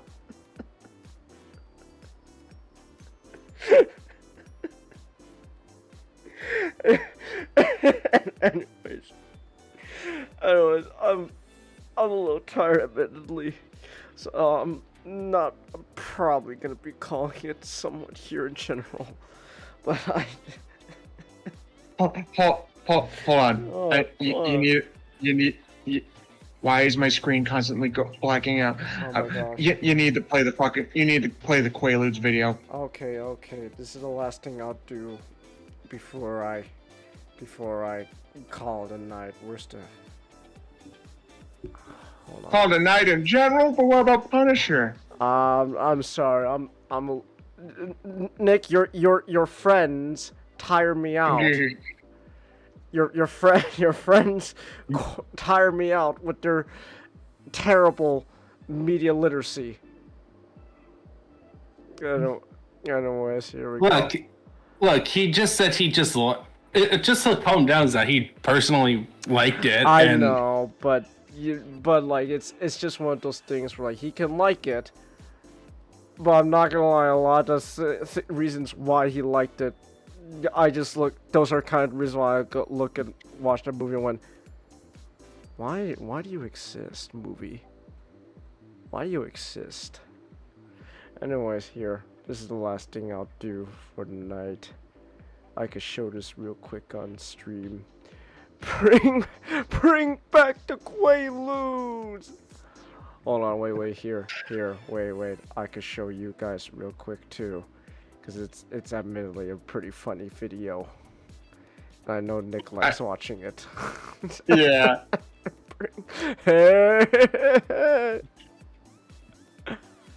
No, it's muted! Hold on, here we go. Hey, the big man's It's back. www.thekidfrombrooklyn.com. You ever seen them? What is signs Family on Guy highway looking? billboards years ago? He said his I'd name walk in the a beginning. You weren't listening. mile for a camel. Or they used to have cigarette commercials. The guy used to say I'd walk a mile for a camel. Well, let me tell all you young people out there.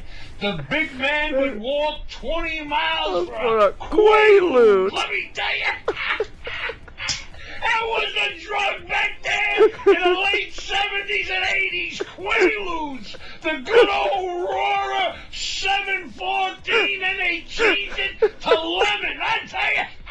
I wish I had a couple of them fucking lemons now. That was the best fucking drug ever made. It was so fucking good. The government took them off the fucking market because they were putting the fucking drug dealers out of fucking business. Non-narcotic, non-addictive, bring back the fucking Quaaludes. You can take all the fucking cocaine, marijuana, and all them fucking designer drugs they make today and stick them up your fucking ass. There's nothing like a fucking Quaalude. I just love how passionate he is. No. My question is, if Quaaludes were so good, why did cocaine was pop? Why did the cocaine spiked in the 80s? Well, clearly it's more of a personal preference. This guy preferred the lemons over the Coke. I also think that, like, you know, they're like it's kind of interesting how, like, you know, how fast Quaaludes were scheduled one, and yeah. Probably because they found out about the drug. People found out about the drug potential after it got into the market. Yeah, that's true. And also because like cocaine is much more naturally forming than like Quaaludes, which, you know, Quaaludes, it's entirely chemical. So I tell you, they were the fucking best. Having sex on a Quaalude, you thought you died and went to heaven, let me tell you. And when you had an orgasm, you thought you were on a fucking moon. Bring back them fucking Quaaludes. Anyway, think about it. This is the big man, the voice of the people. Aurora 714. And the big man's always. Oh, he's so passionate about his lemons. there's a great thing that whether or not that is an actual, you know, that whether or not that was, you know, that's real or just, you know, a skit, it's still magical in how authentic it feels. I know. I love it. Bring back the Auroras. Oh, it's great. I just love how passionate he is.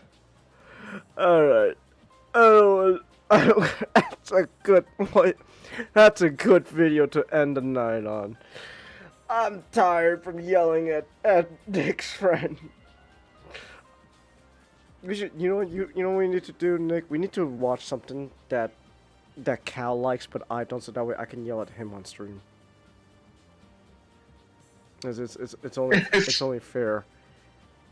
Actually, you know what? I just, you know what? No, You know what I no. should Would do? it be I the should- opposite, where if you something you like, but Cal doesn't, and the rest of us doesn't like I don't know, like Gundam Seed? Well, look, man, I have been too occupied. I have been distracted from that Gundam Seed. I'm gonna be honest. I'm more inclined. I'm gonna be honest. Right now, I have to actually sit down and actually finally commit to catching up on G-Quux, because the last episode is airing pretty much next week. Well, I guess it's Sunday where you guys are, so this week for you guys. So I gotta finally catch up on G-Quux, and then after that on, I'm probably just gonna more likely rewatch the original series than see it anytime soon. So, look, I'm. Hold on. What, I could even look up real quick. What is even like? Where did I even leave off on Seed? Because it's such a slog to get through. It's such a slog to get through. What did I even leave off of? One thing I do want to say, and I wish I did kind of get the chance to say it in the stream, but I'll just tell you guys. Well, we are still streaming, so. We're still streaming. I haven't completely ended yet. I'll press end stream once you say your piece on it. So like there's actually kind of an interesting note about like just Goodfellas and the work it's based on, like Wise Guys. Mm-hmm. So the the book was written by Nicholas Pagelli. Based on his interviews of Henry Hill. Mm-hmm. And at the same time, his wife, Nicholas's wife, Nora Ephraim, was also taking notes on Henry Hill, and so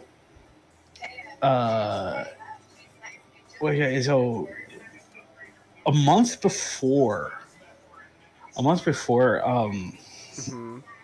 Goodfellas, there's a movie that came out called My Blue Heaven, which it's based off Nora Ephraim's, her notes, which she turned into a screenplay based on Henry Hill, of just Henry Hill, what life was like for him in witness protection. So while My Blue Heaven takes liberties, with things, because of course, this is a man who was still in witness protection by the time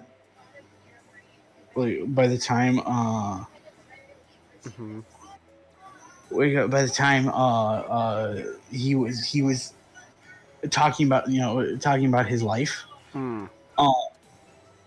So a lot of things are changed for the movie, but it's funny to think that before Goodfellas came out, technically its sequel in a way came out before it, in that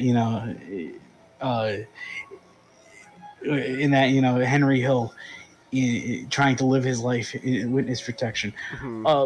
My Blue Heaven, it's an overlooked comedy film. I think people should watch it. Okay. Sure. I'll give it a shot. Yeah. Also, Ninja, I'm on episode 19 of Gundam Seed, and there's still I could see. I could also see. So there was a site I was using to watch Seed, but then it would just have the slowest time rendering an episode. So I just went, you know what, screw it. I'll reactivate my Crunchyroll subscription just for the show, and I haven't really touched the show since like almost half a month now. So I could see on Crunchyroll episode 20, they're still in the damn desert. They're never. Kira's never leaving the desert. We're just gonna be stuck here forever. Then we get to the ocean bit, and then we go to Orb.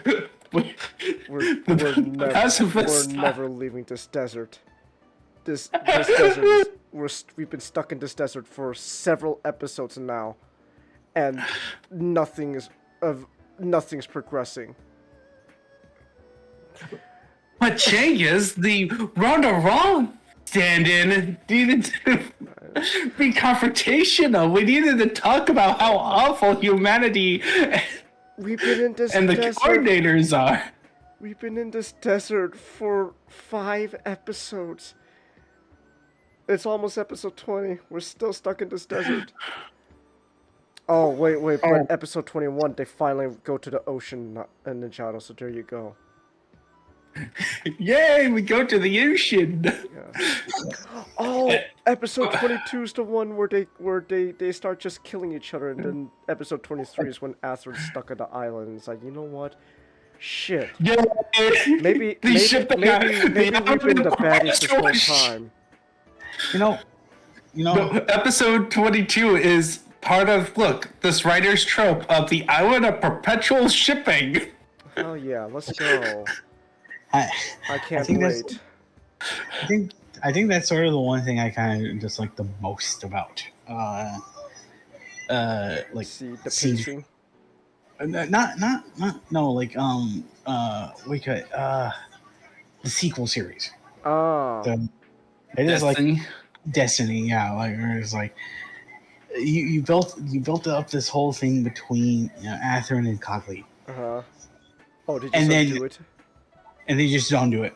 Right. Well, duh, of course.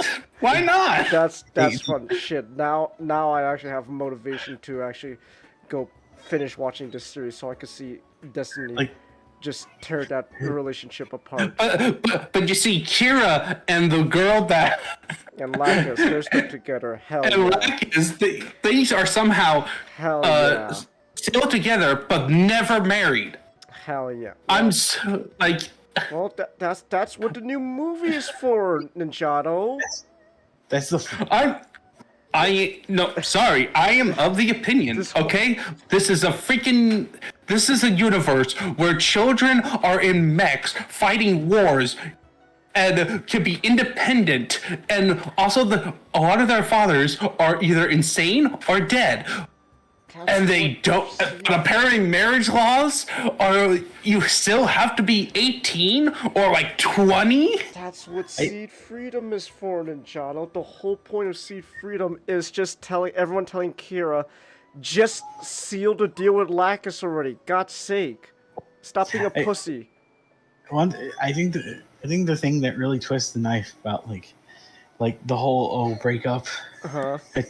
Atherin and Cagli is it just turned into a Kitty Pryde Colossus situation. Oh, great! Oh, okay. Awesome. Yeah, that's lovely. That's awesome. Look, people, I get make fun of by Ray and Serena for liking Cross Age while acknowledging the faults on that one. At least Cross Age was better paced, and I care about the romance enough that I was mad that that Ange and Tusk was about to make love and got interrupted by the dragon people. I was mad. How dare Which is so funny. Which is so funny. We see her literal psycho brother sleep with a dragon lady. I am not explaining that. We see that. A pairing I did not want to see. We see the bitch trio having a lesbian threesome on screen, but not the two main character, the love interest that I actually want to see. Yeah, this is great. Anyways, I need to press the end stream, but this is a great way to end things off, talking about Japanese shows we don't like. Alright, I'm ending the stream. Good night.